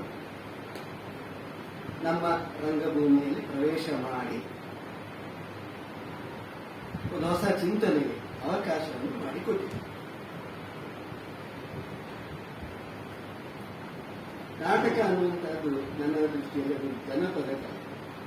ಆದ್ರೆ ಜನಪದ ಕಲೆ ಅನ್ನುವಂಥದ್ದು ಅದಕ್ಕೆ ಇಂಥದ್ದೇ ಪ್ರದರ್ಶನ ಮಾಡಬೇಕು, ಇಂಥದ್ದೇ ಮಾಡಬಾರ್ದು, ಈ ಚಿಂತನೆಯೇ ಸರಿ ಅನ್ನುವುದನ್ನು ಅಲ್ಲಿ ಆರೋಪಿಸಲಿಕ್ಕೆ ಆಗುವುದಿಲ್ಲ ಅಂತ ನನ್ನ ಅಭಿಪ್ರಾಯ. ಯಾಕೆ ಅಂತ ಹೇಳಿದ್ರೆ ಭಾರತೀಯ ಒಂದು ಸಂಸ್ಕೃತಿಯಲ್ಲಿ ಬೆಳೆದು ಬಂದಂತಹ ಚಿಂತನೆಗಳು ಅಥವಾ ನಾಟಕಗಳು ಇಲ್ಲಿನ ಸಂಸ್ಕೃತಿಯನ್ನು ಪ್ರತಿಬಿಂಬಿಸ್ತದೆ. ಅಥವಾ ನಮ್ಮ ಹಿಂದಿನ ಸಂಸ್ಕೃತ ನಾಟಕಗಳು ನಾಟಕಗಳಲ್ಲಿ ನವರಸ ಇರಬೇಕು ಅಂತ ಹೇಳಿದ್ದಾರೆ. ಆದ್ರಿಂದ ಅನೇಕ ನಾಟಕಗಳಲ್ಲಿ ನವರಸಗಳು ಮತ್ತು 18 ಕಾವ್ಯ ಆದ್ರಿಂದ ಅದನ್ನು ಇಟ್ಕೊಂಡಿದ್ದಾರೆ. ಈಗ ಒಂದು ನಾಟಕದಲ್ಲಿ ಅದು ಇಂಥದ್ದೇ ಹೇಳಬೇಕು, ಅದು ಮಾತ್ರ ಸರಿ ಪ್ರತಿಭಟನೆ ಮಾಡೋದೇ ಒಂದು ನಾಟಕದ ಒಂದು ಥೀಮ್, ಉದ್ದೇಶ ಅಂತೇಳಿ ಆಗುದು ಎಷ್ಟು ಸರಿ ಪ್ರತಿಭಟನೆ. ಈಗ ಎಡಪಂಥೀಯರು ಸರಿ ನಾವು ಪ್ರತಿಭಟನೆ ಮಾಡ್ತೇವೆ, ಯಾರನ್ನು? ಬಲಪಂಥೀಯವರು ಯಾಕೆ ಎಡಪಂಥೀಯರನ್ನು ಪ್ರತಿಭಟನೆ ಮಾಡಬಾರದು? ಅಂತಹ ಸಂದರ್ಭದಲ್ಲಿ ನೀವು ಹೇಳಿದ ಹಾಗೆ ಏನಾಗ್ತದೆ, ಇದು ಪ್ರದರ್ಶನ ಮಾಡಬಾರದು, ಇದು ಸರಿಯಲ್ಲ, ಯಾಕೆ ನಮ್ಮ ಭಾವನೆಗಳಿಗೆ ಧಕ್ಕೆ ಆಗ್ತಾ ಇದೆ ಅಂತ. ಈಗ ಆಧುನಿಕ ರಂಗ ಪರಂಪರೆಯಲ್ಲಿ ನಾವು ಒಪ್ಪಿಕೊಳ್ಳುವಂತ ಸ್ವಾತಂತ್ರ್ಯ ಇದೆ, ಇದು ಅಭಿವ್ಯಕ್ತಿ ಸ್ವಾತಂತ್ರ್ಯಕ್ಕೆ ಒಂದು ಮಾಧ್ಯಮವೂ ಹೌದು. ಅದರಿಂದ ಅದನ್ನು ಯಾರು ತಡೆಯುವ ಹಾಗಿಲ್ಲ, ಸಹಿಷ್ಣುತೆಯನ್ನು ಬೆಳೆಸುವ ನಾವು ಅದು ರಂಗದಲ್ಲಿ ನಡೀತಿರುವಂತ ನಾಟಕ ಅಂತ ಹೇಳಿ ಅಂತಹ ಪ್ರೇಕ್ಷಕ ವರ್ಗ ಕಡಿಮೆ ಆಗಿರುವುದು ಒಂದು ಭಾಗ. ಎರಡನೇದು, ಇವತ್ತಿನ ಪರಿಸ್ಥಿತಿ ಇದೆಯಲ್ಲ, ಇವತ್ತು ದೇಶ ಅಥವಾ ಪ್ರಪಂಚದಲ್ಲಿ ಜನ ನೋಡ್ತಾ ಇದ್ದಾರೆ ಏನಾಗ್ತಾ ಇದೆ, ಯಾಕೆ ಹೀಗೆ ಆಗ್ತಾ ಇದೆ, ಪ್ರತಿಭಟನೆ ಯಾಕೆ ಮಾಡ್ತಾ ಇದ್ದಾರೆ ಅನ್ನುವಂಥದ್ದು ರಂಗ ಕಲಾವಿದರು ಯೋಚನೆ ಮಾಡಬೇಕಾಗ್ತದೆ. ಕಲ್ಲು ಬೀಳ್ತಾ ಅಂತ ಹೇಳಿದ್ರೆ ಅಲ್ಲಿ ಅನೇಕರ ಭಾವನೆಗಳಿಗೆ ಪೆಟ್ಟಾಗಿದೆ. ಅದರ ಭಾವನೆಗಳಿಗೆ ಪೆಟ್ಟಾಗುವಂಥದ್ದೇ ನಾಟಕ ಅಂತ ಆಗ್ತದ. ಮನೋರಂಜನೆ ಯಾಕೆ ನಾಟಕ ಅಲ್ಲ? ಈಗ ಒಂದು ಜನಪದೀಯವಾದಂತಹ ನಾವು ಕಲೆಯನ್ನು ಅದು ಮನೋರಂಜನೆಗೆ ಯಾಕೆ ಅಲ್ಲ? ಅಥವಾ ಒಂದು ಸುಮ್ಮನೆ ನಗುತ್ತಾ ಇರುವಂತಹ ಹಾಸ್ಯ ನಾಟಕಗಳಿರ್ಬೋದು, ಅದು ನಾಟಕ ಅಲ್ಲ ಅಂತ ನಾವು ತೀರ್ಮಾನಗೊಳ್ಳಲಿಕ್ಕೆ ಆಗುದಿಲ್ಲ ಅಂತ. ಆದ್ರಿಂದ ಎಡಪಂಥೀಯ ಮತ್ತು ಬಲಪಂಥೀಯ ಅಥವಾ ಧರ್ಮ ಮತ್ತು ಅಧರ್ಮ ಆಗ್ಲೇ ಹೇಳಿದ್ರು, ದೇಶೀಯವಾದಂತಹ ಚಿಂತನೆಗಳು ಬೆಳೀತಿರುವಂತಹ ಸಂದರ್ಭದಲ್ಲಿ ಇವ್ರೆ ಸಲಾಂ ಅಲೈಕುಂ ಅಂತ ಹೇಳ್ಬೋದು. ಆದ್ರೆ ಇವತ್ತು ಯಾಕೆ ಅಸಹಿಷ್ಣುತೆ ಬಂದಿದೆ, ಅದರ ಬಗ್ಗೆ ಚಿಂತನೆಗಳು ಆಗ್ಬೇಕು. ಆದ್ರಿಂದ ನಾವು ಪ್ರೇಕ್ಷಕರನ್ನಾಗಲಿ ಜನರನ್ನಾಗಲಿ ನಿಂದಿಸುವುದಕ್ಕಿಂತ ಕಲಾವಿದರು ನಾವು ಯಾವ ರೀತಿಯಲ್ಲಿ ಒಂದು ವಿಷಯವನ್ನು ಸತ್ಯವನ್ನು ಪ್ರತಿಪಾದಿಸಬೇಕು, ಯಾವ ರೀತಿಯಲ್ಲಿ ಅಂತೇಳಿ ಕಲಾವಿದರು ನಿರ್ದೇಶಕರು ಯೋಚನೆ ಮಾಡಬೇಕು. ಹೆಚ್ಚು ಸಮಂಜಸ ಅಲ್ವೇ ಎನ್ನುವಂತ ನನ್ನ ಪ್ರಶ್ನೆಯನ್ನು ನೀವು ಸಮರ್ಥನೆ ಅಲ್ಲ.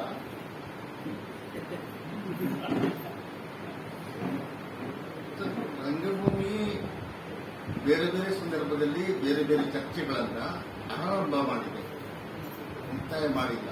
ಮತ್ತು ನೀವು ಹೇಳಿದ ಒಂದು ಪದ, ಇದು ಸಮರ್ಥನೆ ಕೂಡ. ನಾಟಕ ಮಾಡಿದ್ರೆ ಕಲ್ಲು ಹೊಡಿತಾರೆ, ಕಪಟೆ ಬಿಸಾಡ್ತಾರೆ ಅನ್ನೋ ವಾಕ್ಯಗಳು ಎಲ್ಲಿಯೂ ಆಗೋದಿಲ್ಲ. ನಾಟಕ ಆಗ್ತಿರುವಾಗ ಜನ ನೋಡಿ ಚಪ್ಪಳೆ ಕಟ್ಟಿದ್ದು ಉಂಟು, ಮನಸ್ಸಿಲ್ಲ ಗೆದ್ದು ಹೋದದ್ದು ಉಂಟು, ಓಡ್ಚಿದ್ದು ಹೇಳ್ತಿರ್ಬೋದು. ನಾಟಕದ ಹೊರಗೆ ಇಂಥ ಘಟನೆಗಳಾಗಿದೆ. ಅದು ಇವರು ಹೇಳಿದ ಆಧುನಿಕಕ್ಕಿಂತ ಹೊರತಾದ ಅಲ್ಲಿ ಇತ್ತೀಚೆಗೆ ಚರ್ಚೆ ಆಗ್ತಿರುವಂತಹ, ನಾವು ಅದನ್ನು ಆಧುನಿಕ ಒತ್ತರ ಅಂತ ಹೇಳ್ಬೋದು. ಮಂಗಳೂರಿನ ಒಂದು ಭಾಷೆಯ ಕಲಾವಿದರು ಅದನ್ನು ನೂರು ರಂಗಭೂಮಿಗೆ ಯಾಕೆ ಕರೀತಾರೆ ಅಂತ ಗೊತ್ತಿಲ್ಲ. ಅಲ್ಲಿ ಇತ್ತೀಚೆಗೆ ಒಂದು ಊಟಾರಾಧನೆಗೆ ಸಂಬಂಧಪಟ್ಟಂತ ಒಂದು ಚರ್ಚೆಗೆ ಆರಂಭ ಮಾಡ್ತಾರೆ.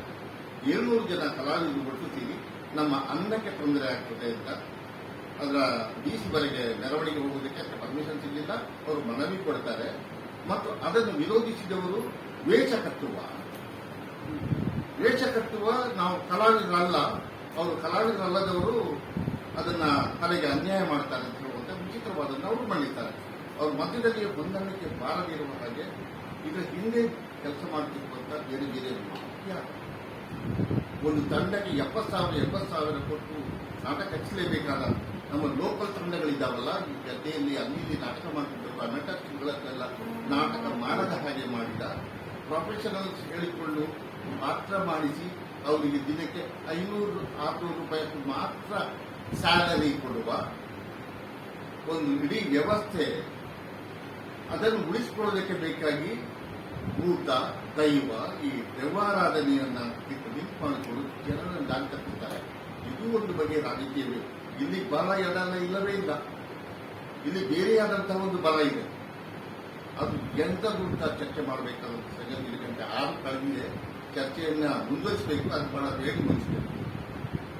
ಬೇಗ ಮುಗಿಸಲಿಕ್ಕೆ ನೀವು ಧನ್ಯವಾದ ಕೊಡ್ತೀರಾ? 6:30ಗೆ ಸಾವಿರ ವೆಂಚರ್ಸ್ ಅಲ್ಲಿ ಒಂದು ಒಳ್ಳೆಯ ಸಂಗೀತ ಕಚೇರಿ ಇದೆ ಸರ್. 5:30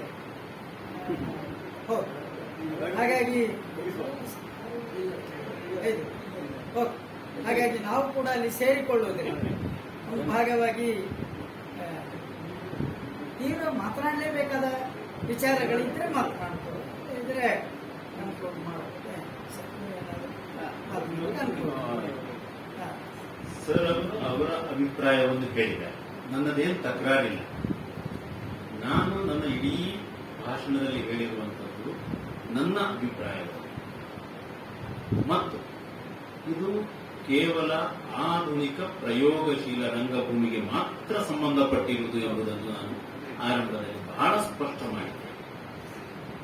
ಮತ್ತು ಇದರಲ್ಲಿ ನಾಟಕಗಳು ಮನರಂಜನೆ ಕೊಡಬಾರದು ಎಂಬುದಾಗಿ ಎಲ್ಲೂ ಹೇಳಿಲ್ಲ. ನಾವು ಜಾಗತಿಕವಾದಂತಹ ರಂಗಭೂಮಿ ಆ ಪರಿಕಲ್ಪನೆಯನ್ನು ದಾಟಿಕೊಂಡು ಬಂದು ಬಹಳ ಸಮಯ ಆಗಿದೆ ಮತ್ತು ಇವತ್ತಿಗೆ ಅದು ಮಾತ್ರ ಅನಿವಾರ್ಯ ಅಲ್ಲ. ಮನರಂಜನೆಯನ್ನು ಮೀರಿದ ಇದೇನೋ ಬೇಕು ಅನ್ನುವುದನ್ನು ಜಾಗತಿಕ ರಂಗಭೂಮಿಯೇ ಹುಡುಕಾಟದಲ್ಲಿದೆ. ನಾನಲ್ಲ, ಐಕ್ಯವರಲ್ಲ, ಏನೋ ಬೇಕು ಅಂತ. ಬಹುಶಃ ಇದು ಮುಂದಿನ ದಿನಗಳಲ್ಲಿ ಇದಕ್ಕೆಲ್ಲ ಉತ್ತರ ಸಿಗ್ಬೋದು.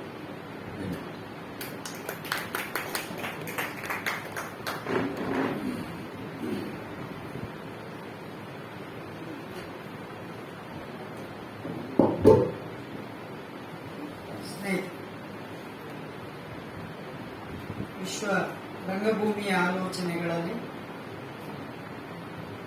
ಸಂತೋಷ್ ಪಾಟ್ಲ ಅವರು ಅನುಭವಿಸಿದ ರಂಗಭೂಮಿಯನ್ನು ನಮ್ಮೊಟ್ಟಿಗೆ ಬಹಳ ಪ್ರೀತಿಯಿಂದ ಹಂಚಿಕೊಂಡಿದ್ದಾರೆ. ರಂಗಭೂಮಿಯಲ್ಲಿ ಇಳಿದವನಿಗೆ ಮಾತ್ರ ಅದರ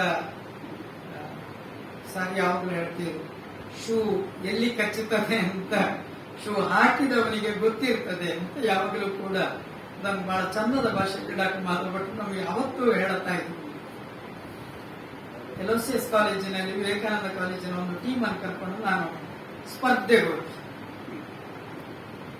ಅಲ್ಲಿ ನಾವು ಮೊದಲೇ ಬಹಳ ಚಂದದಲ್ಲಿ ವ್ಯವಸ್ಥೆ ಮಾಡಿ ನಮ್ಮ ಕಾಲೇಜಿನ ಹುಡುಗಿಯರು ಎಲ್ಲ ತಯಾರು ಮಾಡ್ಕೊಂಡು ಬನ್ನಿ ಅಂತ ಹೇಳಿ ಸೇಫ್ಟಿ ಪಿನ್ ಬೇಕು ಅಂತ ಶುರು ಮಾಡಿದ್ವಿ. ನಾನು ಆದಿತ್ಯವಾರ ಸಂಜೆ ಇಡೀ ಮಂಗಳೂರಲ್ಲಿ 300 ರೂಪಾಯಿ ಬಾಡಿಗೆ ಕೊಟ್ಟು, ರಿಕ್ಷಕ್ಕೆ ಬಾಡಿಗೆ ಕೊಟ್ಟು ಮಂಗಳ ದೇವಿಯಿಂದ ಹಿಡಿದು ಇಡೀ ಮಂಗಳೂರು ತೆಗೆದಿದ್ದೇನೆ. ನನಗೆ ಸೇಫ್ಟಿ ಪಿನ್ ಸಿಗಲಿಲ್ಲ. ಯಾರತ್ತು ಮಾಡಬೇಕು? ಇದು ನಾನು ಸುಮ್ಮನೆ ತಮಾಷೆಗೆ ಹೇಳಿಕೊಂಡ ರಂಗಭೂಮಿಯ ಪಿಂಚ್ಗಳು. ನಮಗೆ ಅದೇ LOCS ಅಲ್ಲಿ ವಿವೇಕಾನಂದ ಕಾಲೇಜ್ ಮಕ್ಕಳಿಗೆ ತೊಟ್ಟೆಯಲ್ಲಿ ಅನ್ನ ಹಾಕಿ ಇನ್ನೊಂದು ತೊಟ್ಟೆಯಲ್ಲಿ ಸಾಂಬಾರ್ ಕೊಟ್ಟು ಇದು ವರ್ಕಿಂಗ್ ಲಂಚ್ ಅಂತ ಹೇಳಿ ನಮ್ಮ ಮಕ್ಕಳು ಅದನ್ನು ನೋಡಿ ಹಾಗೆ ಅಲ್ಲೇ ಇಟ್ಟು ಸಾರ್ ನಮಗೆ ಹಸಿವಾಗ್ತದೆ ಅಂತ ಶುರು ಮಾಡಿ ಮಂಗಳೂರು ನಾವು ಪ್ರಸಿದ್ಧ ಹೋಟ್ಲುಗಳಲ್ಲಿ ತಿಂದು ಬಂದು ಆಲೋಚನೆ ಮಾಡೋದು 4,000 ರೂಪಾಯಿ ಬಿಲ್ ಆಯ್ತು. 40 ಗುಣಿಸು ಅಂತ ನಮ್ಮ ಮ್ಯಾನೇಜರ್ ನಮಗೆ ಕೊಟ್ಟರು. ಇದು ಪಿಂಚ್ಗಳು. ಸುಮ್ಮನೆ ನೀವು ಶೇರ್ ಮಾಡ್ಕೊಳ್ಬಹುದಾದ ಇಂತಹ ಸಾವಿರ ಘಟನೆಗಳು, ಆರ್ಥಿಕ ಅಂತ ಅಲ್ಲ, ಇದು ತುಂಬಾ ಕಡೆಗಳಲ್ಲಿ ಕಟ್ಟಿಕೊಂಡು ಹೋದವನಿಗೆ ಅಥವಾ ನಮ್ಮ ಕಾಲೇಜಿನ ಹಳೆಯ ಅಧ್ಯಕ್ಷರು ಹೇಳಿ ಪೊಲಿನಾಥ ಪರಿಕೊಂಡು ಇದಕ್ಕಿಂತ ಚಂದದ ಪದ ಇಲ್ಲ ಅಂತ ಅನಿಸ್ತದೆ. ಇಡೀ ರಂಗಭೂಮಿ ಅದಕ್ಕೆ ಹೊಲಿಗೆ ಹಾಕ್ಲಿಕ್ಕೆ ಇಂಥವರಂತವರೆಲ್ಲ ಪ್ರಯತ್ನ ಮಾಡಿದ್ರು ಕೂಡ ಕೊನೆಗೆ ಅದು ಬಿಚ್ಚಿಕೊಳ್ಳುವುದೇ ಹೊರತು ಅದು ಮುಚ್ಚಿಕೊಳ್ಳುವ ಸ್ಥಿತಿಯಲ್ಲಿ ಇರುವುದೇ ಇಲ್ಲ. ಅದು ರಂಗಭೂಮಿ ಅಂತ ನಾವು ಖುಷಿ ಪಡಬೇಕು ಏನೋ ಸ್ನೇಹಿತರೆ. ಬಹುವಚನಂನ ಆಲೋಚನೆಯೇ ಹಾಗೆ, ಅದು ವಚ ಪರಿಭಾಷಣೆ ಬೇರೆ ಬೇರೆ ಆಂಗಲ್ಗಳಲ್ಲಿ ಆಲೋಚನೆ ಮಾಡಬೇಕು. ಸಂಸ್ಕೃತದಲ್ಲಿ ಬಹು ಅಂದ್ರೆ ತುಂಬಾ ಅಂತ ಒಂದರ್ಥ, ತುಂಬಾ ಆಲೋಚನೆಗಳು 360 ಡಿಗ್ರಿ ಇದೆ. ನನಗೆ ಇತ್ತೀಚೆಗೆ ಖುಷಿ ಆಯ್ತು. ಮಂಗಳೂರು ಆಕಾಶವಾಣಿ ಒಂದು ಭಾಷಣ ಕೇಳುವಾಗ ರೋಬೋಟಿಕ್ ಸರ್ಜರಿ ಬಗ್ಗೆ ಅವರು ಮಾತನಾಡ್ತಾ 720 ಡಿಗ್ರಿ ಇದೆ ಅಂತ ಹೇಳಿ ನನಗೆ ಇಷ್ಟರವರೆಗೆ ಹೊಡಿದ್ದೀನಿ. ಹೌದಲ್ವಾ ಅಂತ ಅನಿಸ್ತು. 360 ಡಿಗ್ರಿ ಹೀಗಾದ್ರೆ ಅದರ ಒಳಗಿನ ಆಂಗಲ್ ಅಲ್ಲಿ ಪುನಃ 360 ಉಂಟಲ್ಲ, ಅದು 720. ರಂಗಭೂಮಿಯನ್ನು ಇವತ್ತು ನಾವು ನೋಡಬೇಕಾದ್ದು ಅದೆಲ್ಲ ಅವರವರ ಮಾನಸಿಕ ಆಲೋಚನೆಗಳು ಹೇಗೂ ಇರಬಹುದು. ಯಾಕೆಂದ್ರೆ ಒಂದು ವಿಚಾರವನ್ನು ಪ್ರತಿಪಾದನೆ ಮಾಡುವ ಕಾಲಕ್ಕೆ ಅವರವರ ಮಾನಸಿಕ ಸ್ಥಿತಿಗಳನ್ನು ಹಂಚಿಕೊಳ್ಳುವ ಪ್ರಯತ್ನ ಆಗಬಹುದು. ನಿಮಗೆ ಇವತ್ತು ಗೊತ್ತಿದೆ ಕೃಷ್ಣನ ಅವರ ಸಂಗೀತದ ಬಗ್ಗೆ ಎಷ್ಟು ದೊಡ್ಡ ಗೊಂದಲ ಆಗ್ತಾ ಇದೆ. ನಿನ್ನೆ ನಮ್ಮ ನನಗೆ ಬೈತು, ನಾನು ಸುಮ್ಮನೆ ಹೇಳಿದ್ದಕ್ಕೆ, ಅಲ್ಲಿ ಚೆನ್ನೈಯಲ್ಲಿ ವಿರೋಧಿಸಿದ್ದಾರೆ ಅಂತ ಹೇಳಿದಕ್ಕೆ ನನಗೆ ಬೈದರು. ನಾನು ಸುಮ್ಮನೆ ಕುತ್ತನೆ ಕಡಿಕೊಂಡು ಬಂದೆ. ಅಷ್ಟೇ ಆಗ್ತದೆ ಹೊರತು ನಾವು ಎಂಜಾಯ್ ಮಾಡ್ತಾ ಹೋಗುವ ಇಡೀ ರಂಗಭೂಮಿ ನಮ್ಮನ್ನು ಒಂದಷ್ಟು ಬದಲಾವಣೆಗಳಿಗೆ ಖಂಡಿತವಾಗಿಯೂ ಕೂಡ ಒಡ್ಡಿಕೊಡುತ್ತದೆ. ಎಷ್ಟೋ ಜನ ನಾವು ನಿರ್ದಯರಂತ ಬಹುವಚನ ನಾಟಕ ಮಾಡುವ ಕಾಲಕ್ಕೆ ನನಗೆ ಇವತ್ತು ನೆನಪಿದೆ. ಅಗ್ನಿ ಅಂತ ಒಂದು ಕೇರಳದ ನಾಟಕ ಬಂದಾಗ ಪುರಭವನ ಫುಲ್ ಆಗಿ ನಮ್ಮ ಹತ್ರ ಜಾಗಲ್ಲಿ ಅಂತ ಕೇಳಿದ ಜನಗಳು ಇದ್ದಾರೆ.